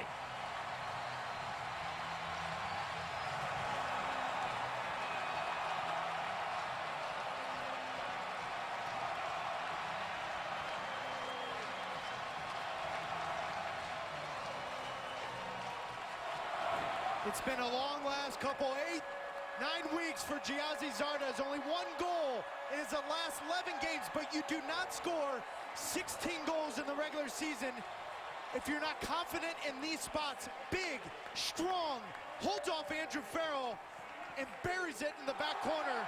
LA Galaxy get a big goal and put the onus on the New England Revolution to come back quickly. His first goal since September the 28th. And a win here against New York just when his team needed him most. Robbie Keane held at bay, Landon Donovan quiet. Giassi Zardes, a game changer. And Donovan off to the races. Remember, that came right on the heels of a Revolution penalty claim being turned down at the other end.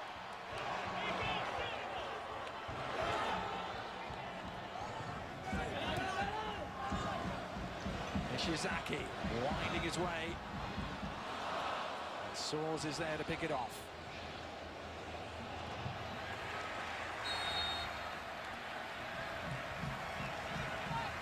So often the first goals in games can be a decisive part of who wins. Always been the case in MLS Cup, as I mentioned in the first half. 4 of the last 5 winners have conceded first. The 23-year-old Giassi Zardes is that streaky type of forward. He started out very slow this year, then ended, listen, 1 goal in his last 11 games. How many young players would give up, not be confident in that situation? That is a huge goal for the LA Galaxy and Giassi Zardes.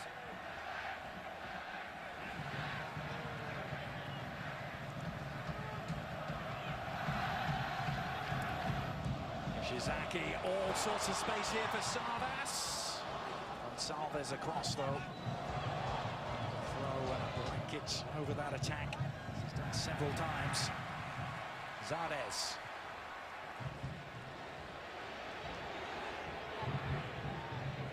Freshly emboldened Los Angeles Galaxy with a spring in their step. Juninho. But now Lee win. It's a release foul. Jermaine Jones. Could have gone forward, nothing doing. Leonardo sorted that. And continued his run. And he rarely comes forward.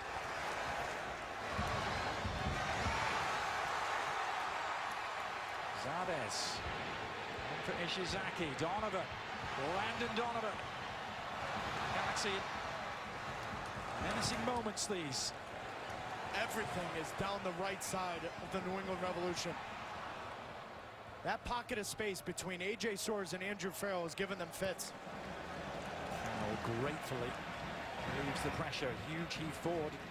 He's found Charlie Davies all on his own. Come and roll.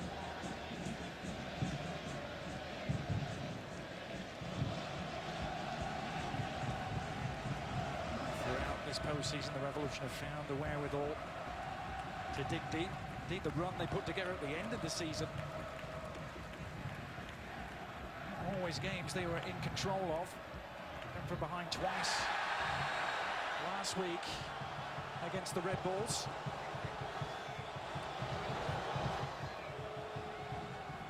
And the challenge is flying in. They're going to have to remove some of the divots from the players at the end of the game if these challenges continue. Well, and Adrian, everything's in that pocket of space between A.J. Soares and Andrew Farrell, and it's given Farrell fits right now because he's getting occupied with the player in front of him, but it's been the player off the back shoulder that is causing enormous problems. And then you go back to the play right before it. It's a bad giveaway from Robbie Rogers. Lee Wen stops in front of Juninho at game speed. I think that was the right no call. Yeah. Good closer inspection of that, Juninho. Tackle seemed fair. Surprisingly enough, I am shocked Lee Wen did not hit that first time. We may be looking at a very different storyline. As it is, Zardes is the man of the moment, and he's up and running again. Rogers on the overlap. Overdid it. Shizaki can't hold it in. Jay Heaps is not wasting any time in changing things up.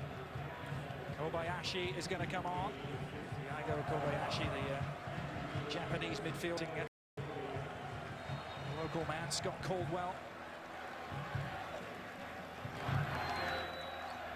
Kobayashi was actually the only player to play in every regular season game for the Revolution this season. Former Vancouver Whitecaps midfielder.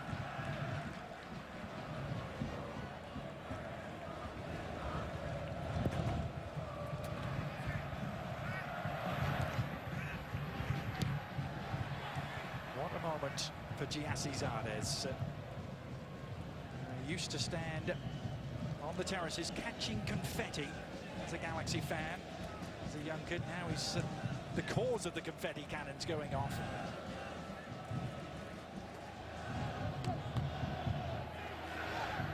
You just can't say it enough, excuse me, Adrian, about Giassi Zardes, the difference between year one and year two. I'm telling you right now, if this is 2013, that chance is 35 rows into the stands.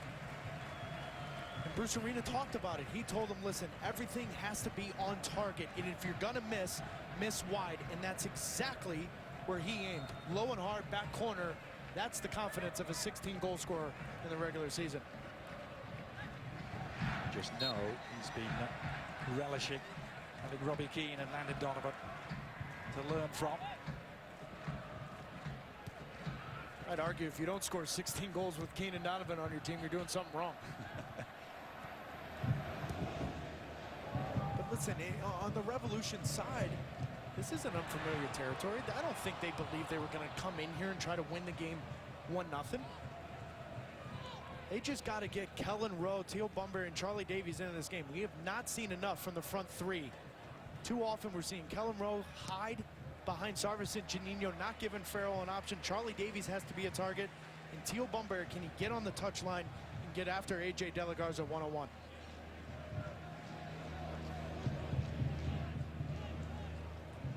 They're going to have to put an end to this shutout streak at home for the Galaxy, who haven't conceded at home in the playoffs the last 3 games.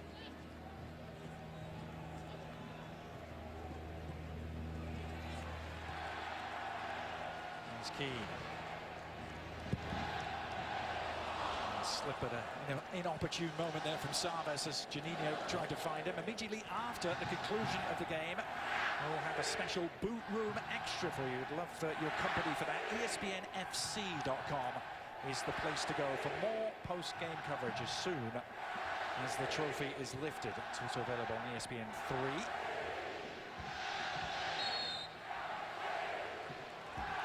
Free kick going against the Revolution, much to the chagrin of Kellen Rowe.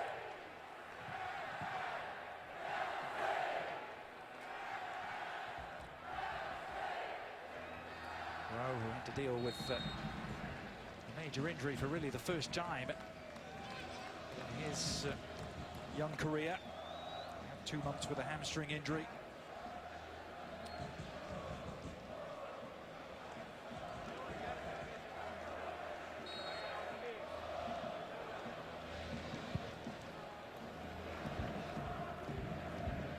Familiar looking scoreline here at MLS Cup.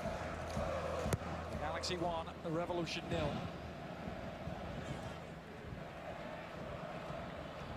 Here's Zardes. Burst of acceleration. Quite the pinpoint accuracy he needed. And Kobayashi and Davies, who goes down, and close attentions of Omar Gonzalez.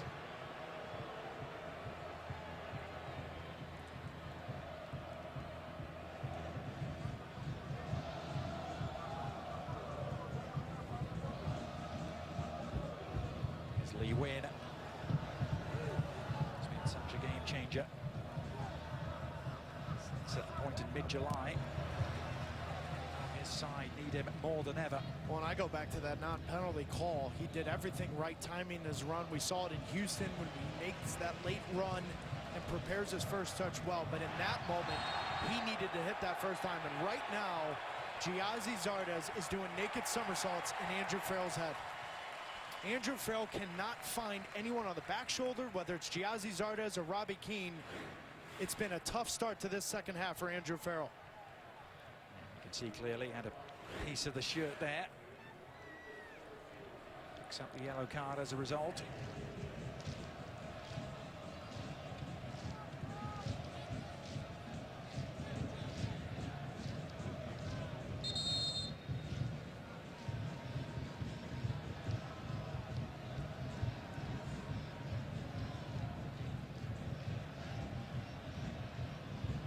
There to pick off the restart. Kobayashi neat and tidy. Davies back to him. Juninho, as always, though, he's the vacuum cleaner there, just sweeping everything up.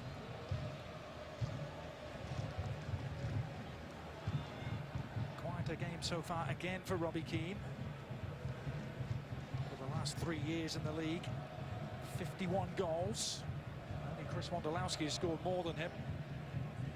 So third in assists in that time, behind only Donovan and Thierry Henry. It's Teal Bunbury.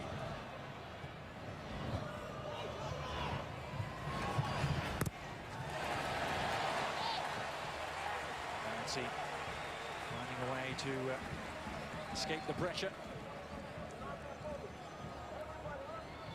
Chris Tierney, who was heartbroken, wasn't he, on the stands at Gillette Stadium, standing there 12 years ago.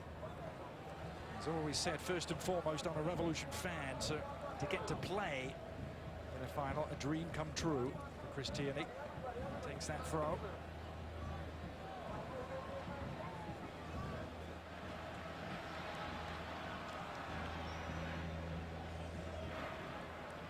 And because Giazzi Zardes 101 is giving fits to Andrew Farrell, there's been a tactical change from the LA Galaxy. Landon Donovan is now pushed high with Robbie Keane, and Giazzi Zardes is wide left. Now you get the better option of combining Keane and Donovan if they can find their feet quickly and get at Gonzalez and Soares. Teal Bunbury couldn't keep it in.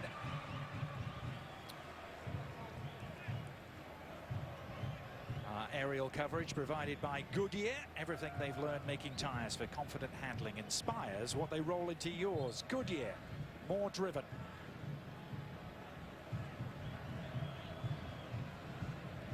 He's getting closer, isn't he, to the exit that somehow seems preordained. The Revolution still love to rip up that script, though.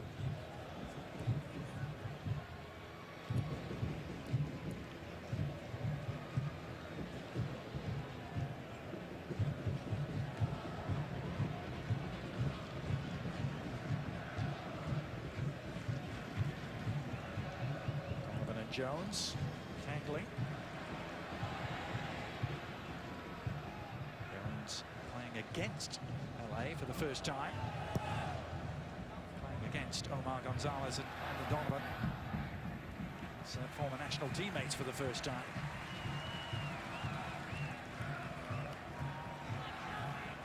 AJ De La Garza's own personal tragedy has been another catalyst for the Galaxy this season. Death of his infant son, Luca, brought the whole club together.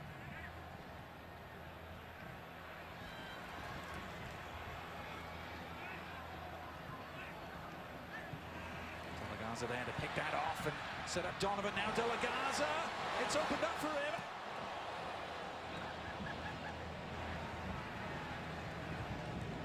He's the rarest of goal scorers in MLS. He'll be the first to admit that. Zardes couldn't maintain possession. Now Lee Win. Revs need to find a way to change the dynamic here, Taylor. Stifled it most of their attacking efforts in the second half. But it's plays just like that. There's just nothing going forward. They can't find the feet of Rowe, Bunbury, Davies, so now it's up to the midfield to somehow come up with a play, and if they lose possession, it's right down their throats. Right now, this is the kind of game the Revs want, is get it open, get the numbers running forward, get Lee Win under Charlie Davies. Too often today, we've seen plays like this where it's lump it forward and hope for the best. De La Garza tackling with Bunbury, who got there, and Jaime Pineda was needed. Really important contribution. Bunbury had wrestled his way inside De La Garza there.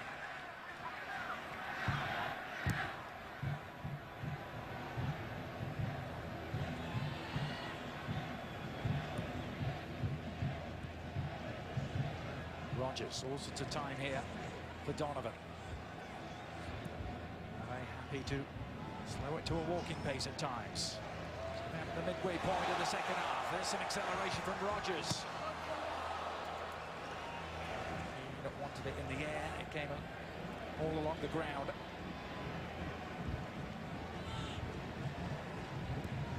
Rogers did everything right and immediately plays the ball. That ball's cleared. He's looking at Robbie Keane and Landon Donovan. One of those guys has to get across Gonzalez near post. Oh, it's left by Keane so cleverly. Donovan! Landon Donovan! Oh, they were all up off their seats. And this is why Bruce Arena makes the tactical change. Now it gives them a totally different look. Giazzi Zardes will run the channels up front with Robbie Keane. Now you've got two players with the same brain with Landon Donovan and Robbie Keane. Great dummy run from Robbie Keane there.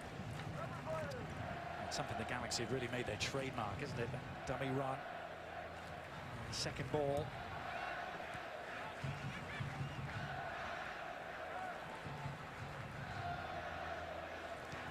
Revolution lost 13 games in the regular season, the most losses in the regular season by any team to make MLS Cup since the 2005 LA Galaxy.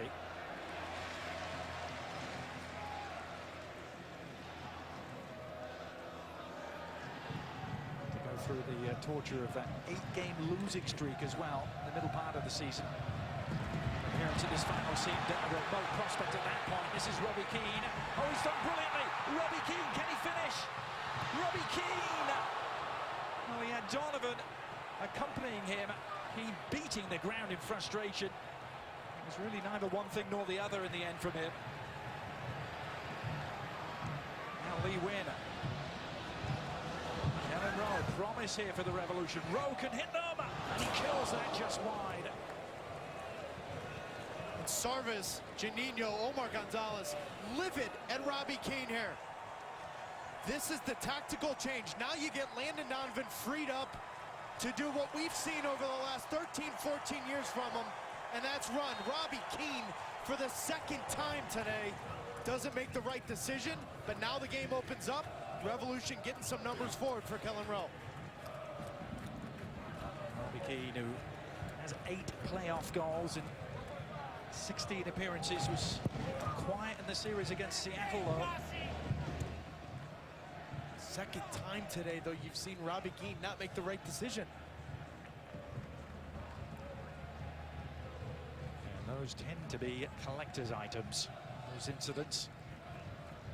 Just left shaking my head here, Adrian, because 68th minute, Bruce Arena makes the tactical change when all day yesterday at training he's talking about they're just not a viable partnership anymore. He thinks Giazzi Zardes is a better partner for Robbie Keane. Little surprising he's made that change, probably because Donovan hasn't seen a lot of the ball in this second half. Zardes played at midfield towards the end of that game against Seattle, didn't he? Well, he does everything right. He gets Gonsalves turning in his head, but over the back shoulder is Donovan just for a little touch, and he's one-on-one with Shuttleworth.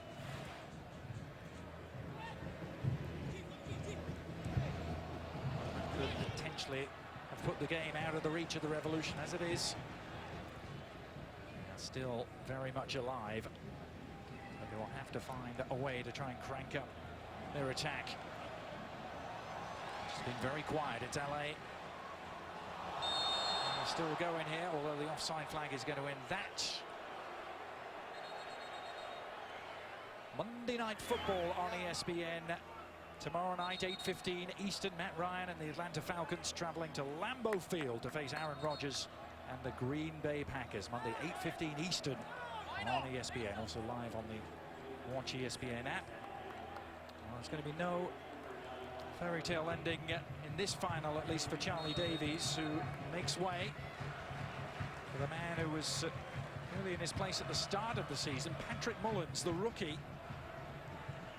11th pick last winter out of Maryland.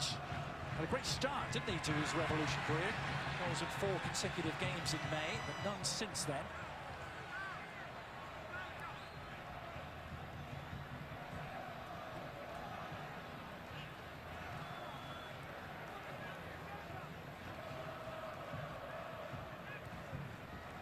Gonsalves. Do New England still have something up their sleeves here?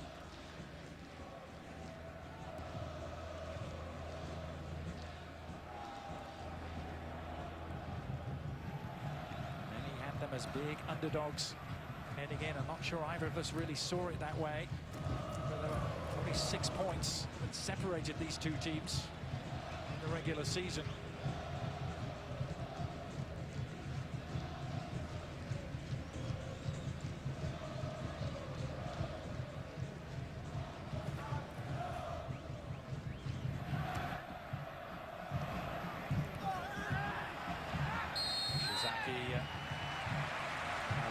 Jones, who Andy Hyde is discussed with the decision.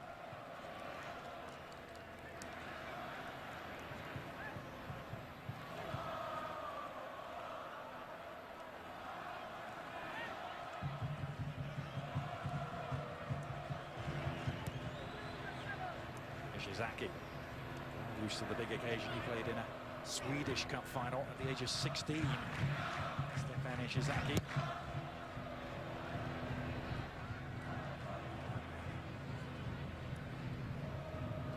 Here's Mullins getting involved for the first time. To Jones. Jones with the socks rolled down around his ankle. That's a fine-looking ball too for Bunbury. Oh, win was available. The angle had been right. And for the first time all day, you finally saw switching the point of attack for Jermaine Jones. When that ball is switched, that opens up Lee Wen. Donovan has released Keane, but the flag is up. Keane protesting mightily. Well, Donovan screaming at Keane. That touch was actually for himself.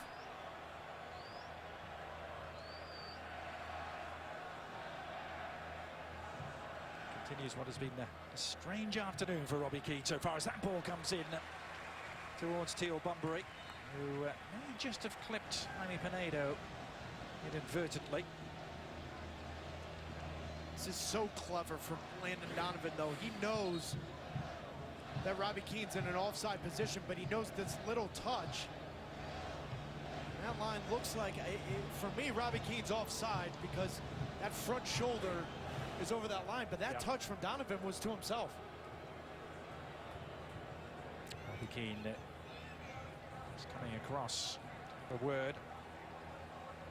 Oh, Jaime Pinedo recovers. First European winner of the league MVP award.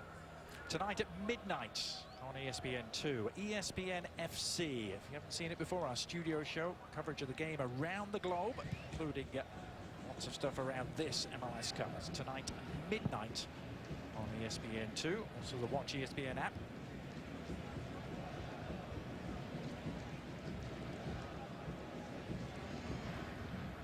ESPNFC.com is the place to go right after the game for our Boot Room Extra. Continue all the post-game analysis.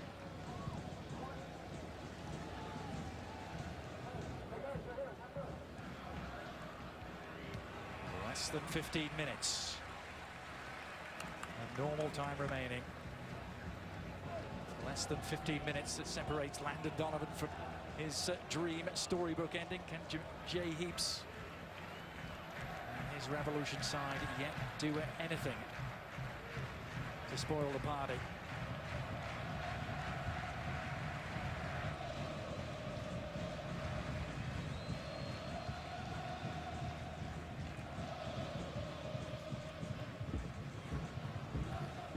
This is Lee Wynn. 18 goals in the regular season for Wynn. 2 more in the playoffs. Nothing doing. Savas. Never a moment's peace. Just a frustrating afternoon right now for Lee Wynn, because in those moments all year long, he's been killer, making the right pass at the right time. Sarvis and Janino have just been better. Janino again. To the game winner as it stands at the moment, Giassi Zardes.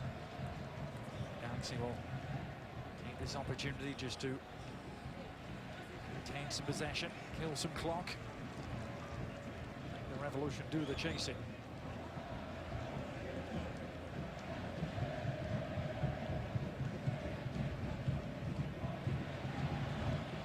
Here's Zardes. Zardes took a deflection. Looped up conveniently for Shuttleworth.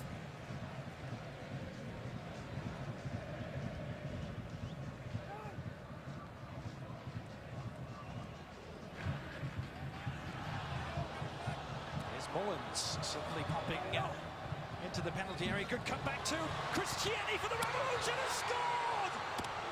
What about that? The man who stood at Gillette Stadium and cried when the Revolution lost to LA over a decade ago has just equalized. Unbelievable.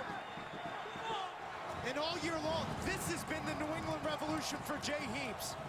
90 minutes long, relentless. Slow recognition from Omar Gonzalez and Leonardo, but there's commitment from Chris Tierney to get forward. Great first touch, calm, composed. The ball's in the back of the net. New England Revolution are right back into this game. 1-1. Chris Tierney, the Revolution's longest serving player. The man who said, first and foremost, I'm a Revolution fan. It's a dream to play in this game. Well, that just took the dream to a whole different dimension. 1-1, and wouldn't you know it, they did have a different script for this afternoon. And it comes from the substitution, Patrick Mullins, coming into this game, going up against a former Maryland teammate, Omar Gonzalez. Here's the deal. You come into this game, you got to change it as a substitute. Mullins running the channel, but being calm, picking up his head, giving Chris Tierney an opportunity to make a play. And really, Jaime Pinedo, who's had so little to do in this second half, wants to pick the ball out of the back of the net, and the Galaxy have to find a way to go again here. 1-1, approaching the final 10 minutes. When you think about the chances they've had to end it as a contest, the Galaxy, Patrick Mullins played his part, didn't he, in the goal.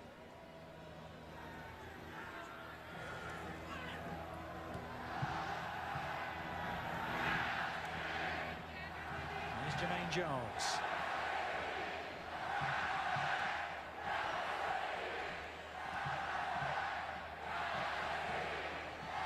Kobayashi, that's a nice looking ball. Wasn't quite as good as it first appeared though, with Andrew Farrell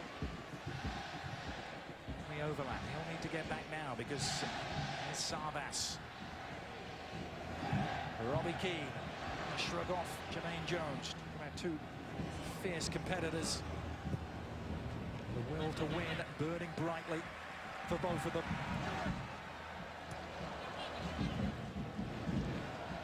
Ishizaki, promise. Ishizaki, Shuttleworth, got enough on it. Gonsalves, a desperate clearance, only as far as Zardes, who caught Farrell with a raised arm.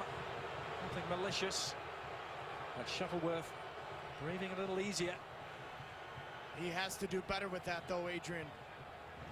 The ball's simple, and I know there's players in front of him, and the ball's coming through low, looking for a deflection, but Bobby Shuttleworth giving up an awful, awful rebound in a bad spot.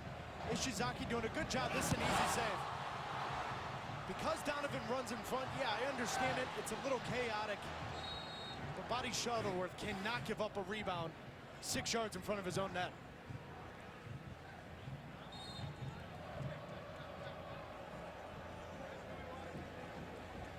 Landon Donovan and the Los Angeles Galaxy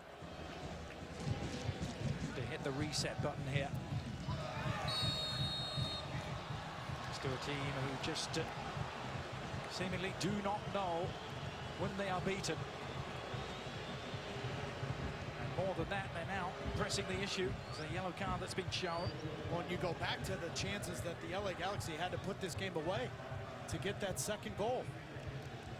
This has been the New England Revolution under Jay Heaps all year long. Sometimes it's not the prettiest, but it's chaotic. And for 90 minutes, they don't give up. They're right back into this game with the momentum change on their side. Now we have this set piece to work with. What can Kellen Rowe cook up here? Good looking service towards Jones. Omar Gonzalez only as far as Gonsalves, who drills it in, and Pinedo had to be alert. Intended cross took a deflection. But now there's an interesting decision for Jay Heaps to have here, because he's got 2 subs already used. Andrew Farrell's had his struggles tonight, one-on-one defending. He's on a yellow. Does he make a change in that area going into extra time if they go there, or does he count on Andrew Farrell being smart and collected, defending one-on-one Jazzy Zardes wide left?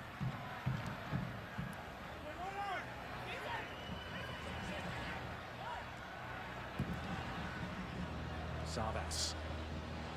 Full stretch, Zardes can't hold it in. Hometown heroes responsible for both goals here this afternoon. Bruce Arena. Concerned look on his face. It's his 7th final as a coach. He's lost 2 of them. Most recently in 2009 when the game finished 1-1. The Galaxy against Real Salt Lake. Salt Lake as the underdogs won on penalties.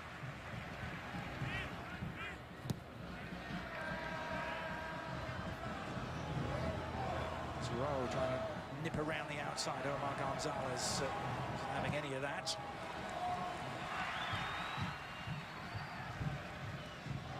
Farrell there. On to Lee Wynn.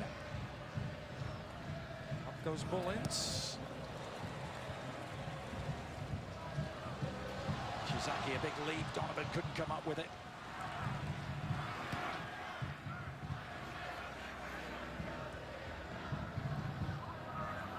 Now it is the New England Revolution enjoying the lion's share of possession. It's a clever flick from Wynn, who goes down. Bunbury, oh, it's a chip. Oh, it's back off the bar. Teal Bunbury almost engineering something out of nothing there for the Revs. Wynn remains down. That'll be a cause for major concern. It's a non-contact injury on Lee Wynn.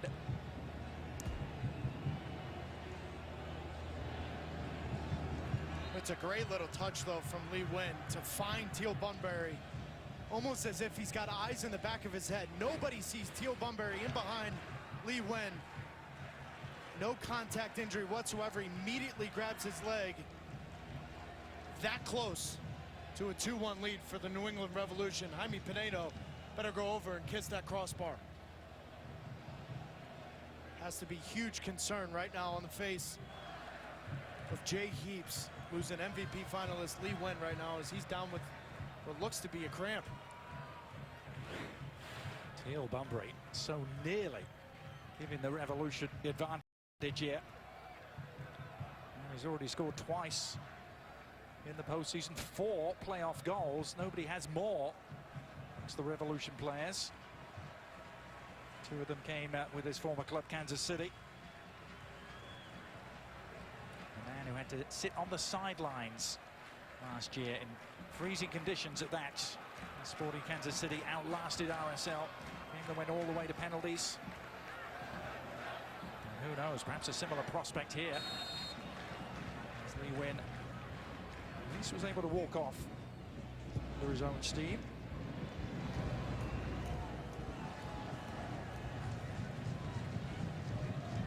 you wonder what Bruce Arena's next move is, because tactically he's already made the change with Zardes going wide left and pushing Donovan up high. Normally you see that when Alan Gordon comes in. Wouldn't be shocked here before going into extra time if that's the move. If you see Baggio, Husidic come in, maybe give some fresh legs to that center midfield. Same starting 11 out there, isn't it, for the LA Galaxy?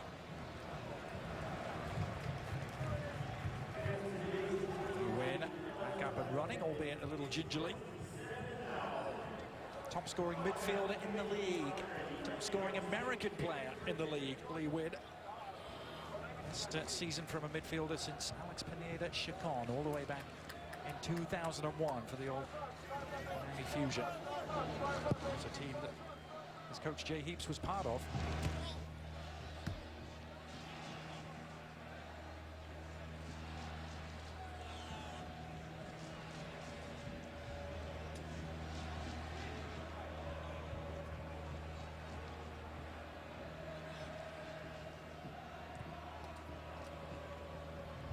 Jones sweeping that clear. Kellen Rowe do win too many favors with the layoff. Mullins works it wide for Rowe. Mullins on the run.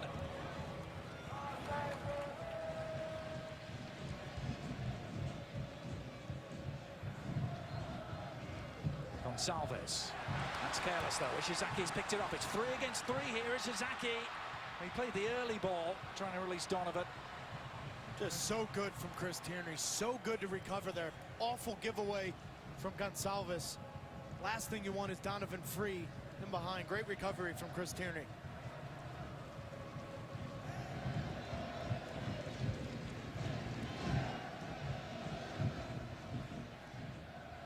Kobayashi.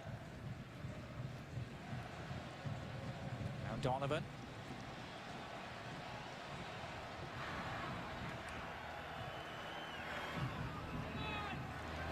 Ishizaki. Is there a sting in the tail here?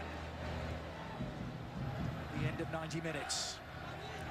Or is it going to take another 30 minutes of drama here to pull the curtain down? It's amazing how the tides have changed here, Adrian. That goal has given New England extra life, and LA right now are on their heels defending.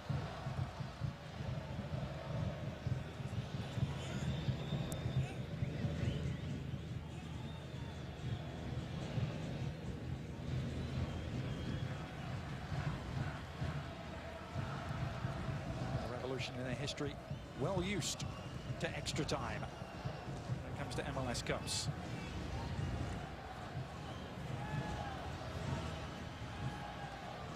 Ellen Rowe. Remove the necessity for that. His stacked cross though too far for Buckley. He's not going to be allowed to get away with that.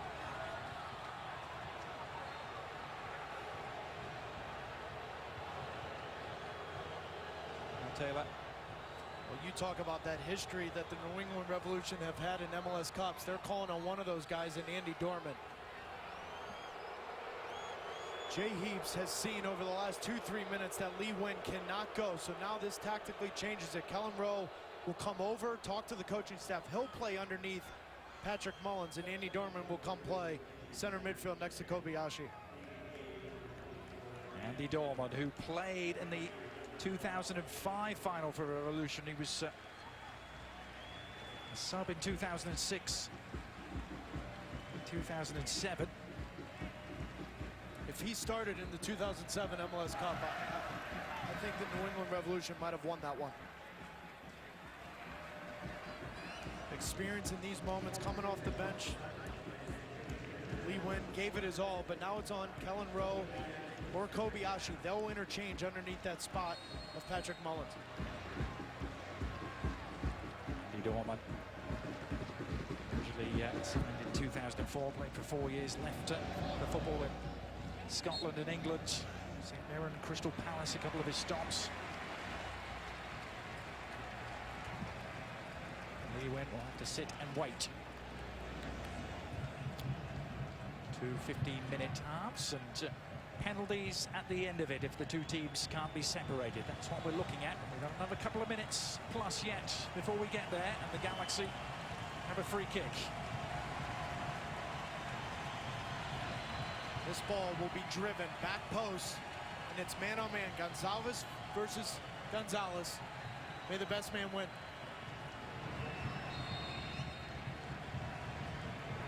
A vital moment this as Shizaki kills it in. And well overdone.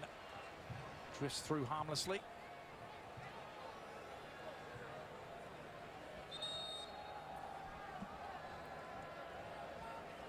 What goes through your mind, Taylor? You've been in this situation. You've got to the end of a lung-bursting 90 minutes and looking at the prospect of another 30. Well, you go back to the personal milestones that you've had in training camp, whether it's 2-a-days training where you're digging deep. You've had these moments all year long where you have to find that spot in your body and that heart in your mind that you can dig deeper. That's what all these players are looking to right now. Robbie Keane, absolutely desperate for a decision to be given. With the officiating crew, they have been nothing if not consistent here today. Couldn't agree more, Adrian, because if that's a foul, then Lee Wen in the penalty box early on is a penalty, if you ask me. Let the game flow at every opportunity, which hasn't always been an easy task for this officiating crew. Plenty of rambunctious challenges.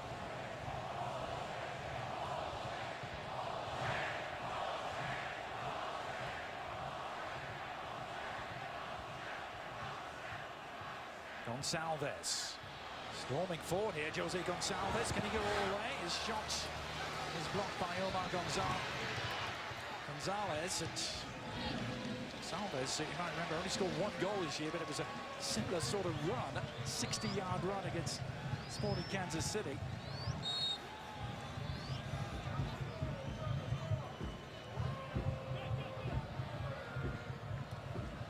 Some acrobatics from Farrell.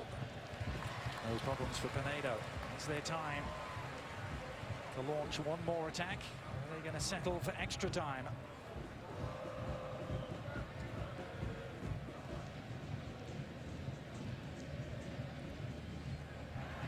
A glance at the watch from Mark Geiger. And just like last year, we are going to extra time. It's been a case of hometown products tasting very sweet here. Giassi Zardes from Hawthorne, California. And then Chris Tierney from Wellesley, Mass. The 2 goal scorers, but the destination of MLS Cup still remains firmly in the balance. 1-1 after 90 minutes. Extra time next.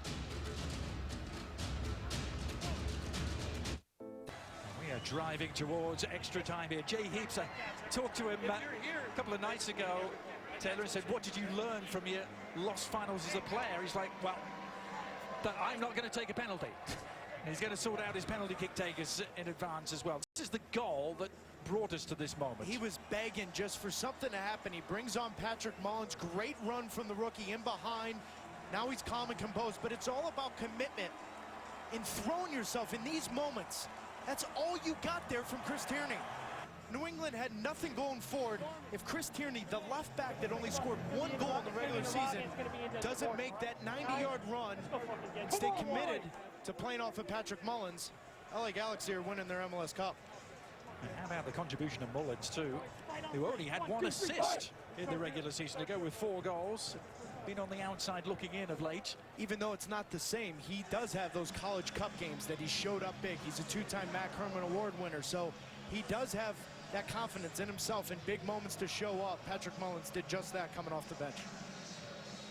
Chris Tierney, who was heartbroken in 2002 as he had to watch Carlos Ruiz win it in extra time for the Galaxy at Gillette Stadium. There's been some changes here, too. A couple of changes. Galaxy had kept their powder dry, hadn't they, in terms of substitutions, but they're going to make 2 start of extra time. You can see Dan Gargan come on to replace Robbie Rogers, we're being told, and Alan Gordon is going to make his presence felt too. There he is, the wearer of the number 9 shirt for the Galaxy, the man they signed in August from San Jose, returning to the club where he started. He actually played 1 minute at the end of the 2005 final. And that changes the complexion of LA going forward. He's more of a direct option, more of a natural target for it. Landon Donovan will move wide right.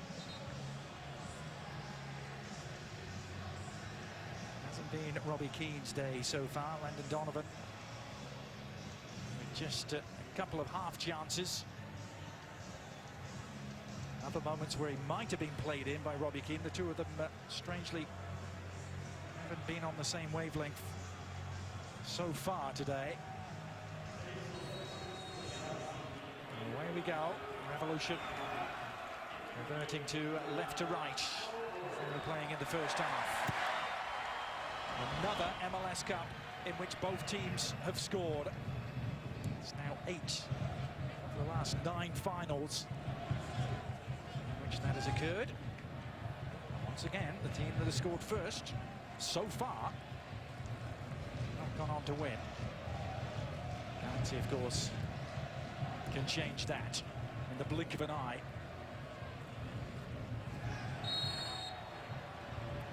Gordon's first contribution is to run over Jermaine Jones, and that takes some doing.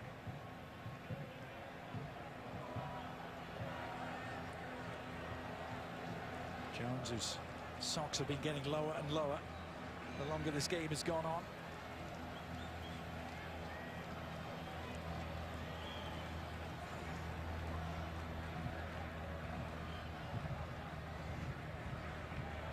Kellen Rowe.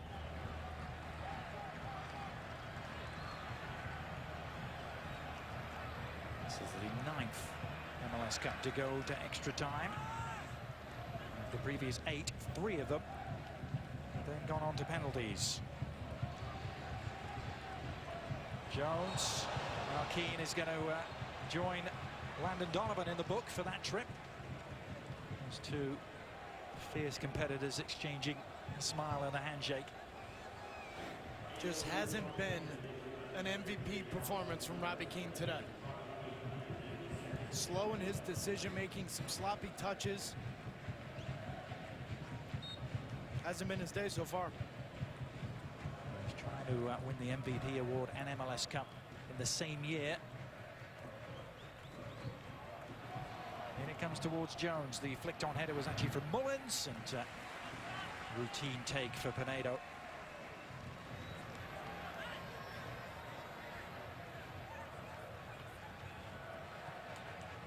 In 2008, Guillermo Barros Charlotto was the last to win MVP and MLS Cup in the same year. Of course, MLS Cup won here at the StubHub Center that year. The Columbus Crew, that was the last time we saw a team from the East Coast involved in MLS Cup as well. The New York Red Bulls were the beaten team that day. With some words in passing there for Zardes. I'm sure he appreciated that layoff. Dan Gargan getting some MLS Cup minutes. He's been Mr. Reliable, isn't he, on the right? A 9-year MLS veteran. Well, and it also tells you about the versatility of AJ De La Garza, who can move to left back seamlessly. Bruce Arena backing up those words, Taylor, saying no one has been more valuable on this team than AJ De La Garza. Praise indeed.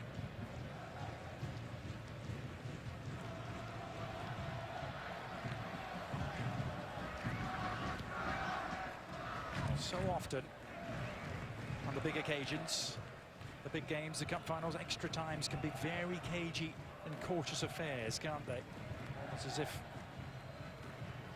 teams know that there are penalties at the end of it as their escape clause. I wonder if we're going to see anything different. Well, and you wonder what's going on through the mind of all the Revolution fans watching the game here and back in Boston. Extra time in MLS Cup, penalties. Yep.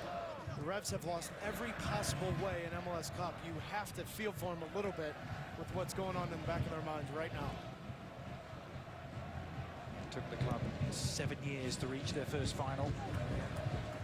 Played in 4 in the next 6 years. It's taken them another 7 years to reach it again.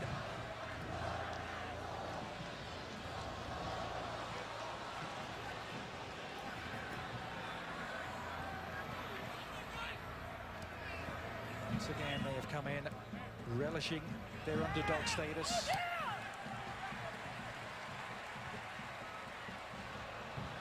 Gonçalves, full stretch. Donovan. 9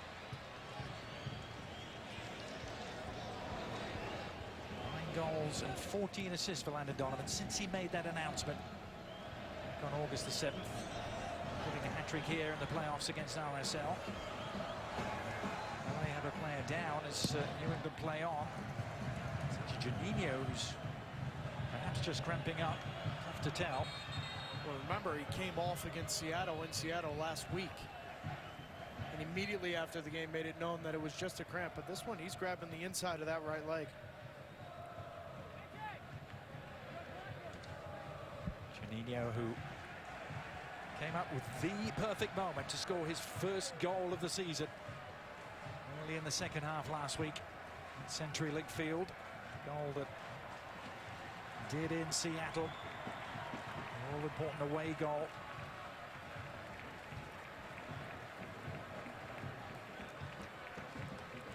While we have a moment, Monday Night Football on ESPN tomorrow, 8:15 Eastern. Matt Ryan and the Atlanta Falcons traveling to Lambeau Field to face Aaron Rodgers and the Green Bay Packers. Monday, 8:15 Eastern on ESPN and the Watch ESPN app. And Juninho indeed can play no further part. So Serena having to play all 3 of his changes early on in the first period of extra time. Baggio Husidic will be the man now.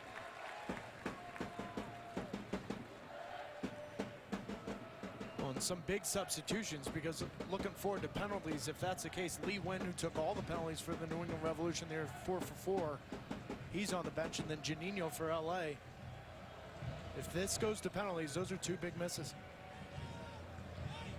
Remember, 2 15-minute extra time halves. The teams still can't be separated. Then what some would call the lottery, or the Russian roulette. Penalty kicks will decide the destination of MLS Cup.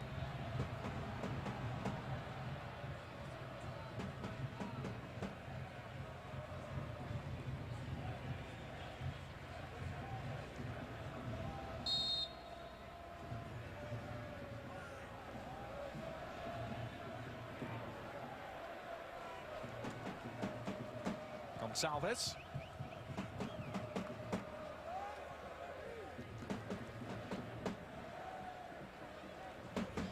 Jones. Combination with Bunbury. Jermaine Jones setting his sights. So yeah, an effort to span that behind, and Tornado prevented it from going out for the corner. Just about to say, almost a similar sort of range for him than the one he scored from the US so fabulously against Portugal.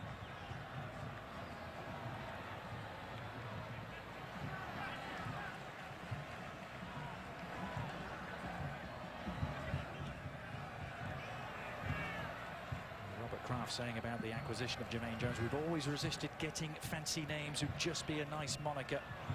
We are all about winning, but Jermaine Jones ticks all the right boxes for the Revolution. The Crafts,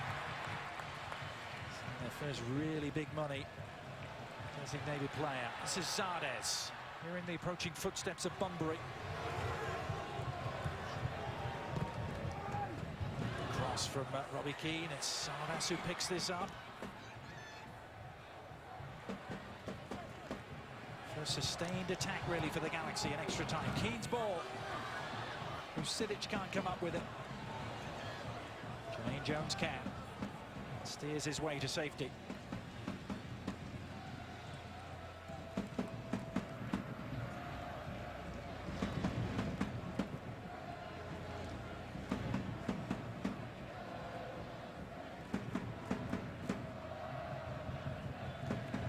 Here's Tierney.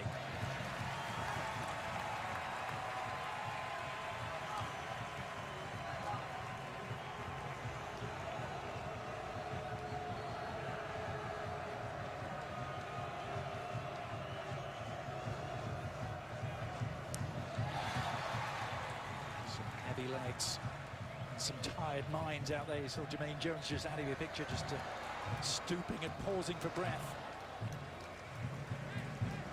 It's been a long, long year for many of these players.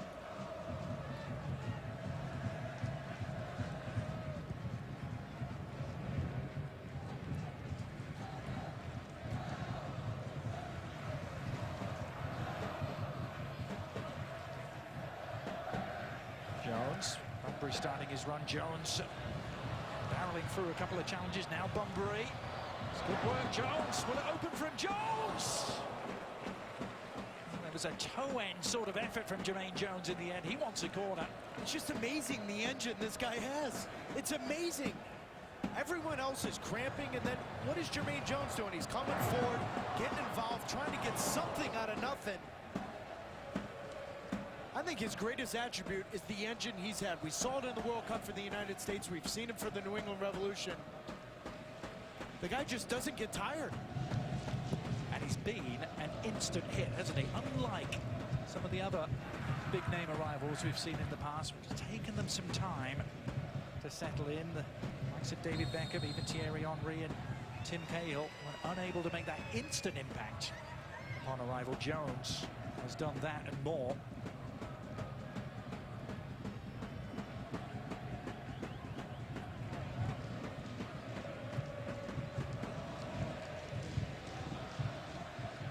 Gargan has fed this through offside, though. Alan Gordon. Gordon, who has played that super sub role to perfection for the Galaxy. It's amazing how easy this was for Gargan to get through. If Gordon has his head on a swivel a little bit, holds that run a half a second, he's in with Robbie Keane. I think I'm shocked, Adrian, at how ugly this final has been. I had come into this final thinking both teams loved a wide open game, want to get forward. I had a 3-2 final, and I'm not saying we might not get that scoreline, but I am really shocked at some of the sloppy play out here tonight, and especially the big name players, the Robbie Keanes, the Donovans, the Lee Wins of the world, not having their best games. Yeah, you get the feeling that it's an upshot of it being the end of a long slog, a long campaign. No excuses, weather perfect. The field as good as it's ever looked here.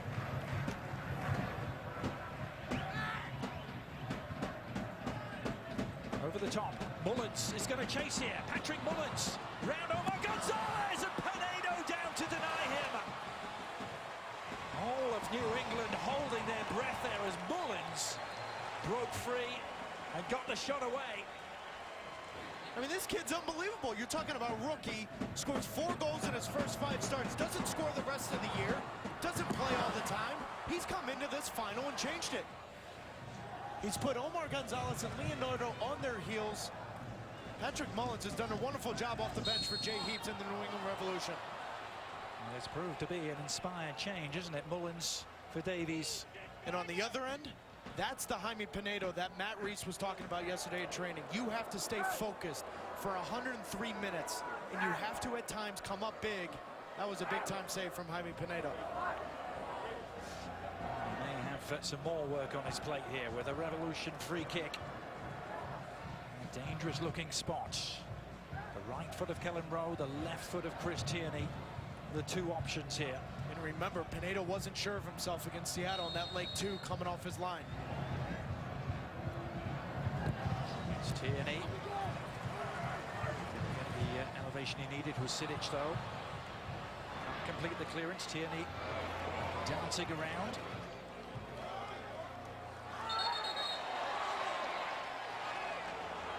Goal kick is the decision.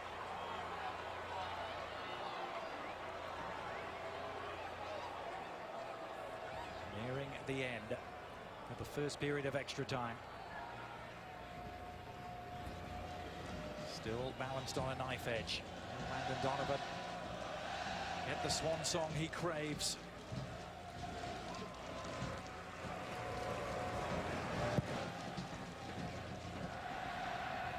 Revolution fans who've travelled here on short notice and at huge distance and cost. Getting their voices heard.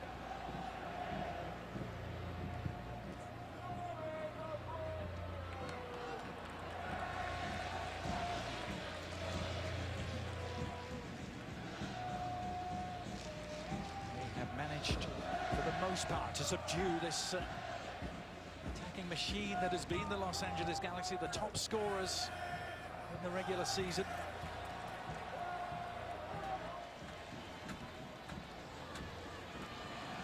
Gargan. But Tierney was there to deal with it. Dorman, neat and tidy. Tierney's had himself an MLS Cup final to remember. Defending, coming forward, getting the game-tying goal. Relentless all day long. He has been one of the players to show up for Jay Heaps today. Well, defenders have won the MLS Cup MVP award in the last 2 seasons. Omar Gonzalez and Aurelian Collin last year. At the moment, Tierney would have to be in the running for that.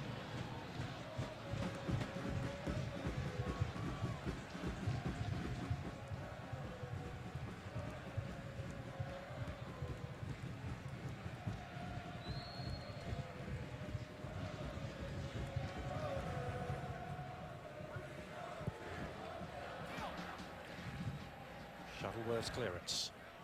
Last few seconds now. Teams will take a very quick breather just as they turn around. Before we get to that point, the Reds will have another free kick. Bruce Arena is beside himself. But the Reds won't have time to take that free kick. Let's get some thoughts at halftime of extra time from Max Bredos, Casey Keller, and Alexi Lalas. Max. Thank you, Adrian Taylor. We'll get it back out to you here momentarily. 1-1, as Taylor alluded to it. Maybe not the game we expect, a little bit sloppy, but let's go through those goals, starting with the first half strike by Giassi Zardes for the Galaxy. Yeah, things have been a little bit fractured. I was a little bit critical of Zardes early on, but the ball comes back to him. It's a clean touch this time. He gets that little bit of space, hits it back across goal, and opens the scoring. And then the Revolution, they find a way. The substitution, Patrick Mullins coming in, making those diagonal runs back to Tierney on his beautiful left foot. Oh, he's loving it. He is loving it. And since that goal, it's been all Revolution. And worth reminding, before that goal, the Revolution looked like a beaten team, but just took one. And they seized the opportunity as Omar Gonzalez looks to rally the troops. These two teams met before in MLS Cup. LA Galaxy winning it in extra time both times. 15 minutes to do it a third time, or will the New England Revolution get through? Maybe penalties. Let's go back to Adrian Taylor for the second 15-minute extra time session. Thanks so much, Max. That's fingernail biting time here as we go down to the wire. The Galaxy, remember, trying to win their 5th MLS Cup, and the Revolution trying to win it for the very first time after all that pain for Jay Heaps as a player. This is what happened to them in the middle part of the last decade. 1-0 defeats in extra time to the Galaxy. 1-1 against the Houston Dynamo. Remember both those goals in extra time of that final. 4-3 on penalties they lost. Well, in the huddles, I remember in my playing career history, I would try to find, because the game's so fractured, the Robbie Keanes of the world, the Patrick Mullins, you're trying to go find the Basio Husidiches, the Jermaine Jones, to say, listen, this game's fractured, but there's this one moment, this type of run that I'm going to make. That's what we did in 2006 against the Houston Dynamo. I had words with Cano Smith saying, if you get one-on-one, I've got the defender on my back shoulder. That's exactly what I saw with Robbie Keane and Landon Donovan talking to the other players in the LA Galaxy huddle. Captain Keane, King Keane, as it's been pronounced this week with his MVP award, with some final words for his players as the huddle breaks. 15 more minutes to try and separate these two.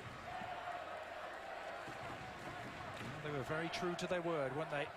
The regular season meeting left us no clues as to what sort of final we were going to see. The Revs brushed aside 5-1 here back in July. A very different obstacle they've presented today.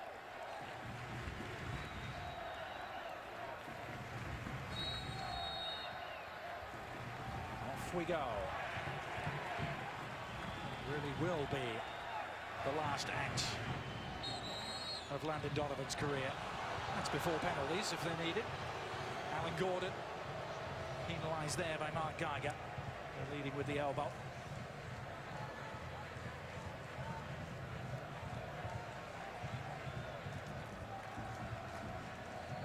Can he go out with the 6th title? His team would love him to add to his haul of goals, which reached 5 in MLS Cup finals.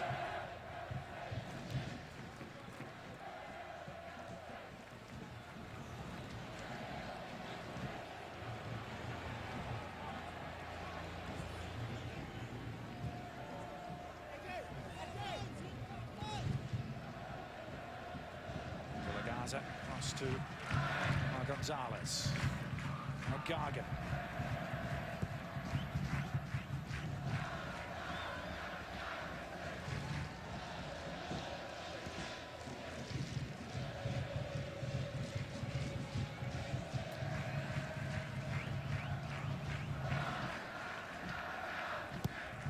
Gonzalez looking long.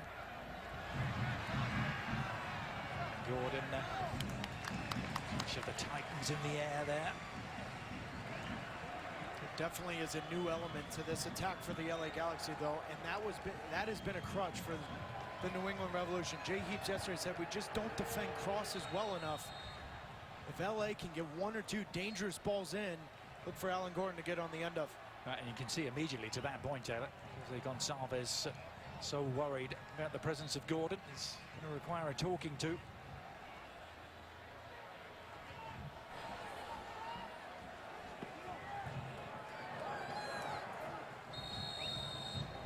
Gaga trying to potentially wind up for the long throw. In it comes. Oh, Bobby Shuttleworth has lost it. Oh, there was no foul. They were standing around. The whistle never came. Gargan again. Up goes Omar Gonzalez. It's Robbie Keane. Keane able to settle. It's handball. Andy Dormant, the culprit, right on the edge of the penalty area. And the Revolution defense is straining here to keep them at bay. Well, and for all those that say long throw-ins are ridiculous, that's the reason why. That is the exact reason why. Throw it in and cause problems for the opposing goalkeeper. Bobby Shuttleworth coming off his line has to do better with that. And then in LA Galaxy form, the second ball in a set piece, staying alive. This yesterday was all Juninho in training. With no Juninho, you would have to think that this is Donovan trying to get it over the wall and anywhere on goal. Is this the ultimate moment they have been waiting for? I've always felt Bobby Shuttleworth has to be careful on his post. It is Landon Donovan who takes it. Oh, and it's not that far away. Got it up and over, but not quite down. Landon Donovan. Could you imagine if this had gone in? You talk about a signature moment. It's just so difficult 20 yards out to get it up and over the wall, and if not, Bobby Shuttleworth has that post covered. Momentum starting to turn for the LA Galaxy. 25 playoff goals in his career, Landon Donovan. It's almost easier to name the records he hasn't broken in his career. There aren't many of them. US national team appearances is pretty much the only one that comes to mind. Cody Jones still leading in that department. And now a stoppage as Kellen Rowe is down. I imagine there will be plenty of this. As those tired and aching muscles are stretched to breaking point. About the mental fatigue too. Bruce Arena, who was very complimentary about his opposite number, Jay Heaps, saying Heaps has been outstanding in the mentality and the attitude he has brought to the job.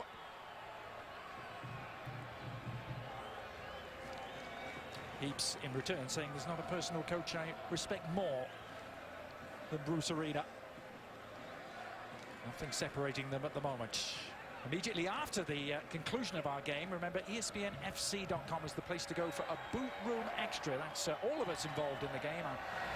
Max, Casey and Alexi on set, Taylor and I, Monica Gonzalez, all the post-game coverage you could hope for on the boot room extra on ESPNFC.com and ESPN3 right after the game. Sports Center will follow us right here on ESPN.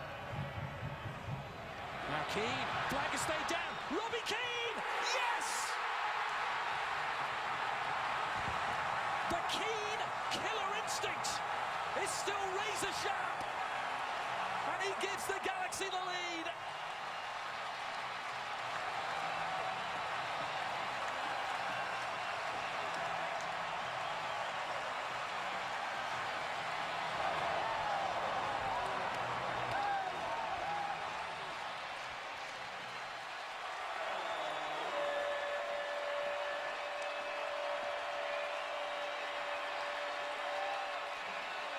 It hasn't been the prettiest game for the MLS MVP, but there is a reason why every year in MLS, he has done a wonderful job of improving. 19 goals, 14 assists this year.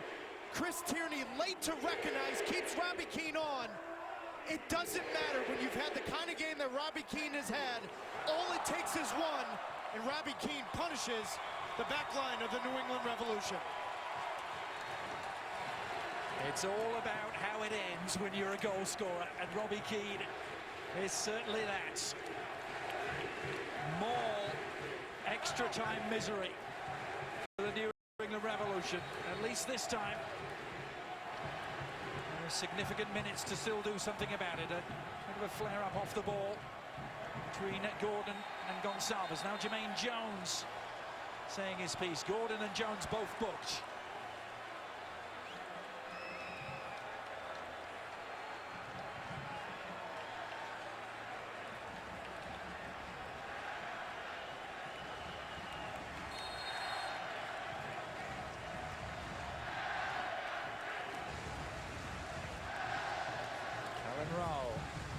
Or is it asking too much for the Revolution to dig deep once again and come up with a response? The yellow cards flying thick and fast. Holiday season coming early here. Another yellow for Savas.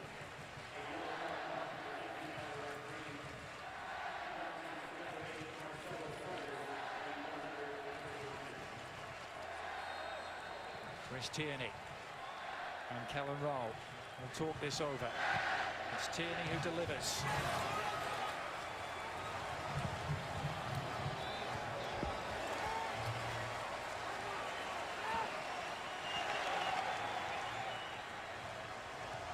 Rowe. Caught by Robbie Keane. It's played on Kobayashi. That was really promising for the Revolution. Rowe is still down. Keane is perhaps fortunate to escape. He clattered into Kellen Rowe there. Let's have a look at the go-ahead goal again.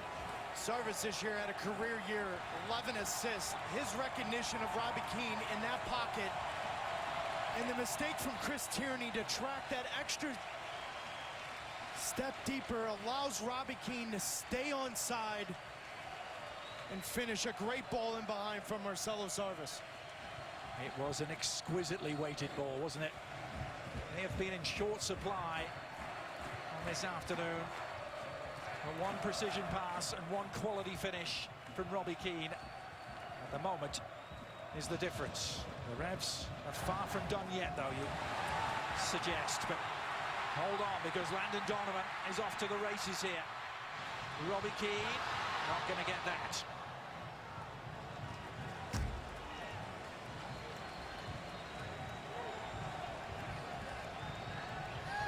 No changes left to make.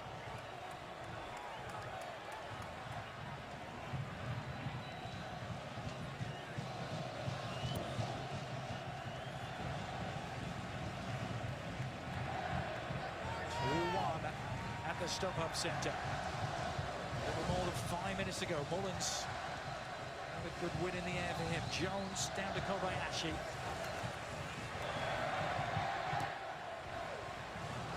Tierney. Rolls it to Jones. Jermaine Jones lining it up. And it was Husidic who flung himself into the path of that. Here's Andy Dorman now. Good play from him. Mullins tries to squeeze it into the near post, and Pinedo hanging on gratefully. That ball was rattling around in the cage there for a while. Now the pressure's on. Now you've got absolutely nothing to lose. If you're the New England Revolution, get numbers forward, and if you get forward, have a hit. Make Pinedo make a big save. That's exactly what Mullins does there.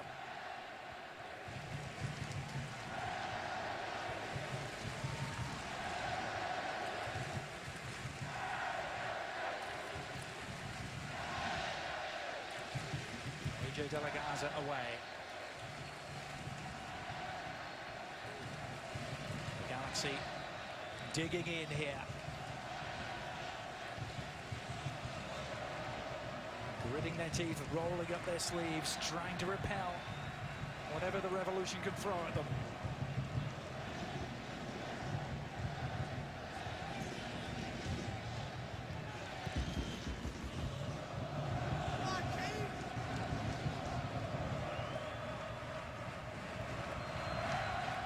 Gonçalves. Rowe picked off by Sarves. And this is where the danger now lurks. The Galaxy, the best in the business, reducing lethal counterattacks. Not this time though. Jermaine Jones saw to that.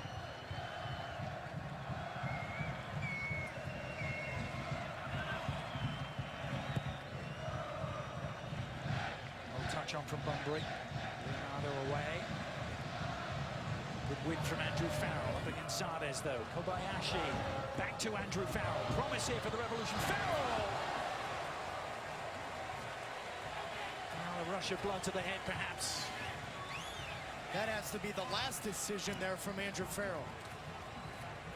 He's put in a hard day's work, but he gets himself free in behind. Take your time here. That ball has to be on target back post. If anything, Pinedo makes a save and Mullins is there for the rebound.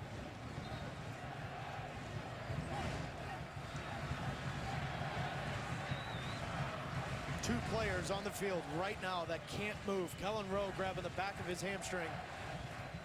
Chris Tierney trying to stretch out. They've given it all. Do they have any more left in the tank? Those Revolution fans believe they do. They've seen their young side produce some amazing turnarounds. In fact, the whole season was an amazing turnaround from where they were back in mid-July.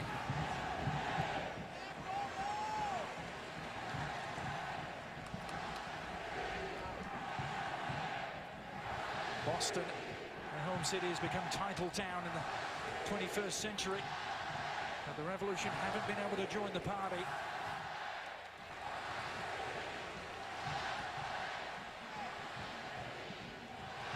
Now then, Donovan. With lots of room to roam here. Donovan's first time ball to Robbie Keane. Got away from him. Keane continuing, trying to pick out Gordon. Husidic is there. It's all a little ragged up front for the Galaxy. Could have applied final nail there. You would think they would have learned from earlier in the second half when they had the chances coming forward, and then Tierney comes back and gets New England back in the game. Sloppy decisions on the break from the LA Galaxy today. It's certainly been far from the high-octane attack we've seen in the second half of this season from the Galaxy. And so far, they have done just enough.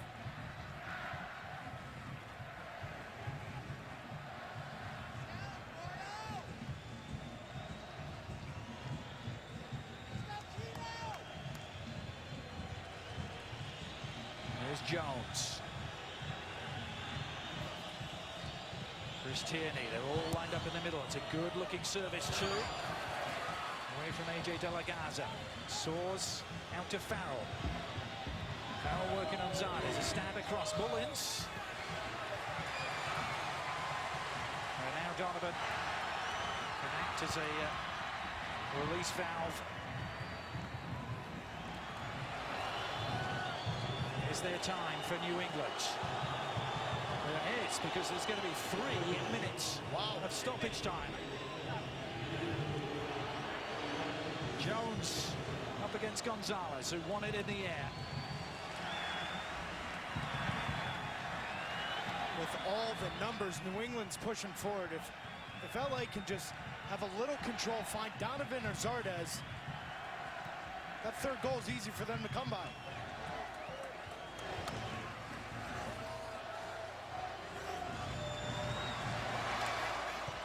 Kobayashi trying to cut it back for Tierney.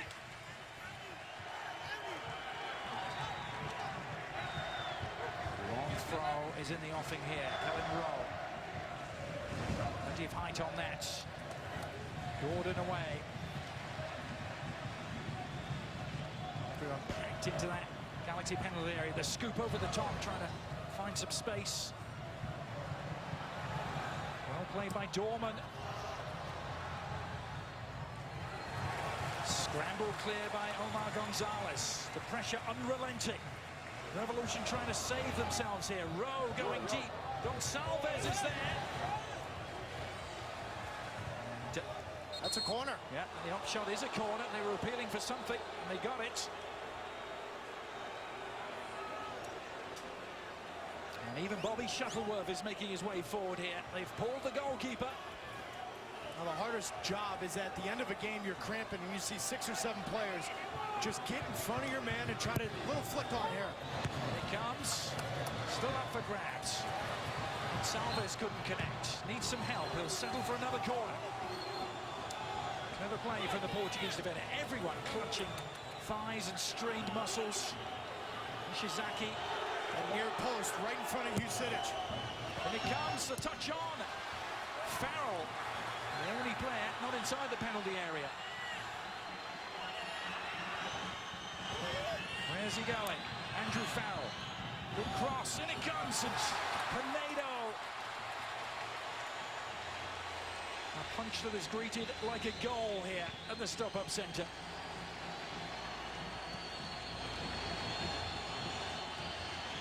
Back in from Dorman.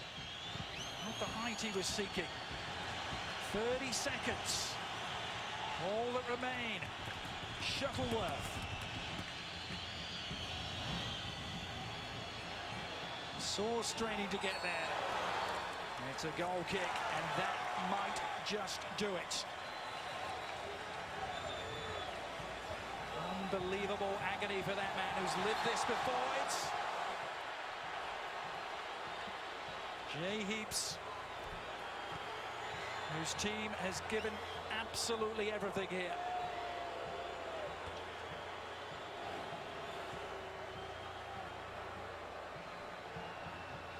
Including a helping hand and then some to Pinedo from AJ Soares.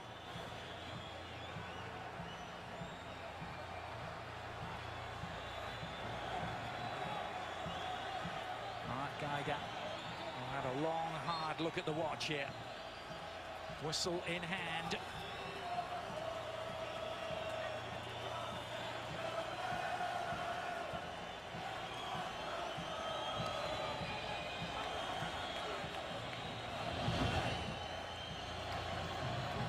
Gonzalez will thump this forward. Well, no, he won't, because Mullins was right in his face. The final whistle sounds! The Los Angeles Galaxy are the first to 5, and Donovan gets his ideal swan song. He goes out a champion.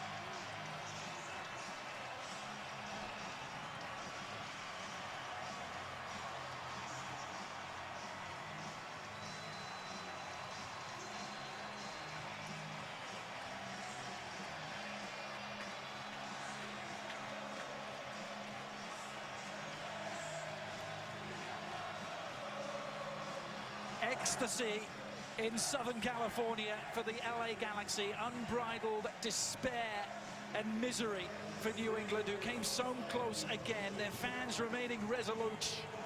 Lots to be proud of for their team. But once again, the Revolution have come up just short.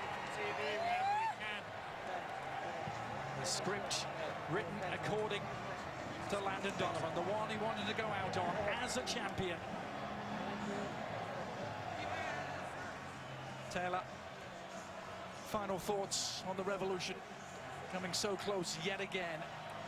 Well, the history I've had with the club is one thing, but the history that Jay Heaps has had, being a local product, being someone that grew up with the Revolution, someone that aspired to work for the Kraft family. But I remember after 2006, 8 years ago, when we sat in there and he cried after that penalty miss. He was man enough to take the brunt of the loss that year. He'll be man enough to take the brunt of the loss this year and lead this New England Revolution in 2015. The Revolution fans will stay and serenade their moment. But it's a moment that belongs to one man only, Landon Donovan, who's saying goodbye to soccer. Soccer saying goodbye to Landon Donovan. The reluctant superstar, they called him, taking one final bow. He's always done it his way. And in the house that Landon Donovan helped build, the final curtain falls on an iconic career. What a few months from him, from rejection to revelation to redemption. The journey for Donovan over the last few months, as always, anything but ordinary. Let's go down to Monica Gonzalez now. Monica. Thank you. I'm here with Mark Weir, who will present the MLS Cup MVP trophy. Thank you, Monica. On behalf of Volkswagen, it's my pleasure to present the most valuable player for the MLS Cup to Robbie Keane from the LA Galaxy. Congratulations. Robbie, definitely not an easy game today. Tell me what all went into this victory for your team today. It was a tough game, and I think there was a lot of nerves there, I think, by both teams. We didn't play as well as we know we can at home, but you know, it doesn't really matter now. At the end of the day, we won, and we're the champions again. After many years of playing in Europe, you were able to play for one club cup title. What's it like to come over to the United States and now won 3 championships in 4 years? Well, it certainly doesn't get better than that. I've been here for 4 years and won 3 championships, so so far it's been fantastic. I've enjoyed it. Let's see what happens next. Thank you, Robbie. Guys? Thanks so much, Monica. Robbie Keane, who actually had career-extending surgery this past off-season, could barely walk this time a year ago. He's the game winner here at MLS Cup 2014. Let's go to Max Brados. Max. Thank you, Adrian. Taylor, Monica. Robbie Keane becomes the 4th player to win the MLS MVP and MLS Cup MVP in the same year. He said they weren't on their best day, but he found a way. And once again, the Galaxy beat the Revolution in extra time. You feel for the Revolution. You saw it all play out on Landon Donovan's final game. What is your final takeaway from this? I think the better MLS team won, but I think that the Galaxy today were, at least on the day, were incredibly wasteful and lacked that ruthlessness that we've seen until that final moment when they got their goal. I think they did a great job of shutting down the arguably MVP of the league in Lee Win. Charlie Davies didn't show up today, but all in all, impressed with the way the Revolution came out and did it their way. They didn't change just because of the situation. The emotions rolling for New England. I'll get your thoughts about it here shortly. Casey, let's go down to Monica, who is with the man of the hour. All right, Landon, did you get your fairy tale ending? Yeah, we all did. A lot of credit to New England. In a lot of ways, they played better than we did today, and they were terrific. So I'm so thankful to our guys, Robbie for scoring the goal, everyone defending with everything they had in the end, and finally get to shave, so I'm happy. In those moments where New England has the momentum, how is it that you guys are able to push through that and come back and get the momentum for yourselves? Well, there's games that you play during the year where you're not at your best. We weren't at our best today, we know that. But in those moments, you have to find a way to stay in it. And we stayed in it, and we waited for the play that we needed, and we made the play. Now, you've grown up literally right alongside with this league. What are your wishes for this league for the future? This is incredible. When you look around and you see this, it's amazing. And you see how much all the teams have grown. New England's a team that has been so good throughout the years, and they're terrific again. DC's back, prominence. New York is doing well. And there's lots of excitement around this league. So I'm glad to have been a part of it. And this is just the end of the playing part. I'll still be around. Now, what can you say about the partnership with Robbie Keane? He finally got his MVP trophy, but it just hasn't happened where there's two such big stars with 50 or plus goals for their national team. What's the chemistry like between you guys? What is he going to miss most about having you by his side? Well, I'm going to miss him. You know, in these games, it takes a special play. And so the more players you have on the field that can make a special play, the better. And there's no one better than him at doing that. And when we needed him most, he came through. Thank you, Landon. Go take your victory lap. Guys? Thank you, Monica. Thank you, Monica. He will leave a massive void now that he departs Major League Soccer. Casey, as Alexi alluded to, it wasn't a matchup for the time capsule. It had that magical moment from Robbie Keane. The Revolution did leave a lot on the table here. How did you see it? Yeah, I guess I was a little bit surprised. I thought early on in that first minute when Robbie Rogers cut inside and had a chance and Tierney cleared it off the line, you thought, okay, maybe this was going to be a classic LA Galaxy performance. It didn't happen that way. And give credit to New England. They disrupted the Galaxy from really playing the way that they wanted to play. But in the end, as Landon alluded to it, when you have the stars of the quality that LA Galaxy has, particularly Robbie Keane and his MVP performance over the season, he didn't have his best game, but it was one moment that was the difference between the two sides. We see the historical significance of this defeat by the Revolution etched on their faces and how close they may have come to finally getting over the hump. The Galaxy used to be that team, the team that couldn't win the Cup. They just got their fifth moments ago here. When we return, it's trophy time from the StubHub Center.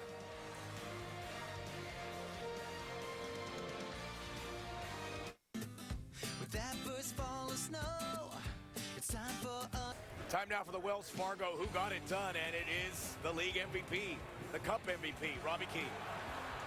Yeah, Robbie Keane does such a great job of just getting himself back online. There can be a little bit of a criticism of Tierney in just keeping him online, but what Robbie Keane does, he just finds that space, he opens up that right foot, and wins the game. The Galaxy, third time in 4 years in front of their home crowd that they have won the MLS Cup. Taylor Twellman's down on pitch side. We're ready to hand out the cup. Thanks. I'm here with MLS Commissioner Don Garber, who will present the Philip F. Anschutz MLS Cup Trophy to Philip Anschutz. Thanks very much, Taylor. First, I want to thank Bob Kraft and his family, one of the founding families in our league, a great icon in sports and known to us all as a terrific partner and a terrific friend. Phil, I don't know what I can say to you. After helping to found this league, 20 years of great commitment and vision, all of this, Phil, is thanks to that enormous commitment that you provided our sport, the sport of soccer in the United States and Canada. A great thanks to the Anschutz Entertainment Group, to President Dan Beckerman, to Chris Klein, the president of the Galaxy. Phil, here's the big moment, my friend.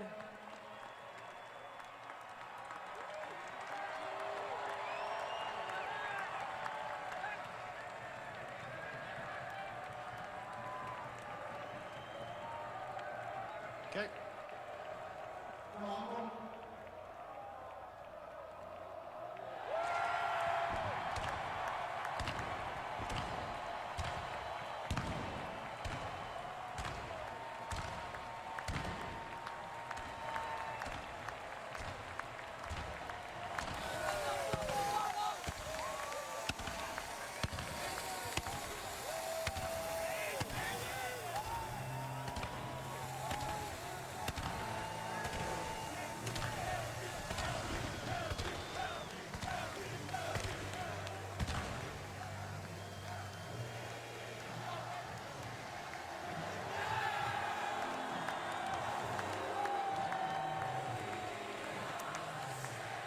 Not the first time he's held a trophy.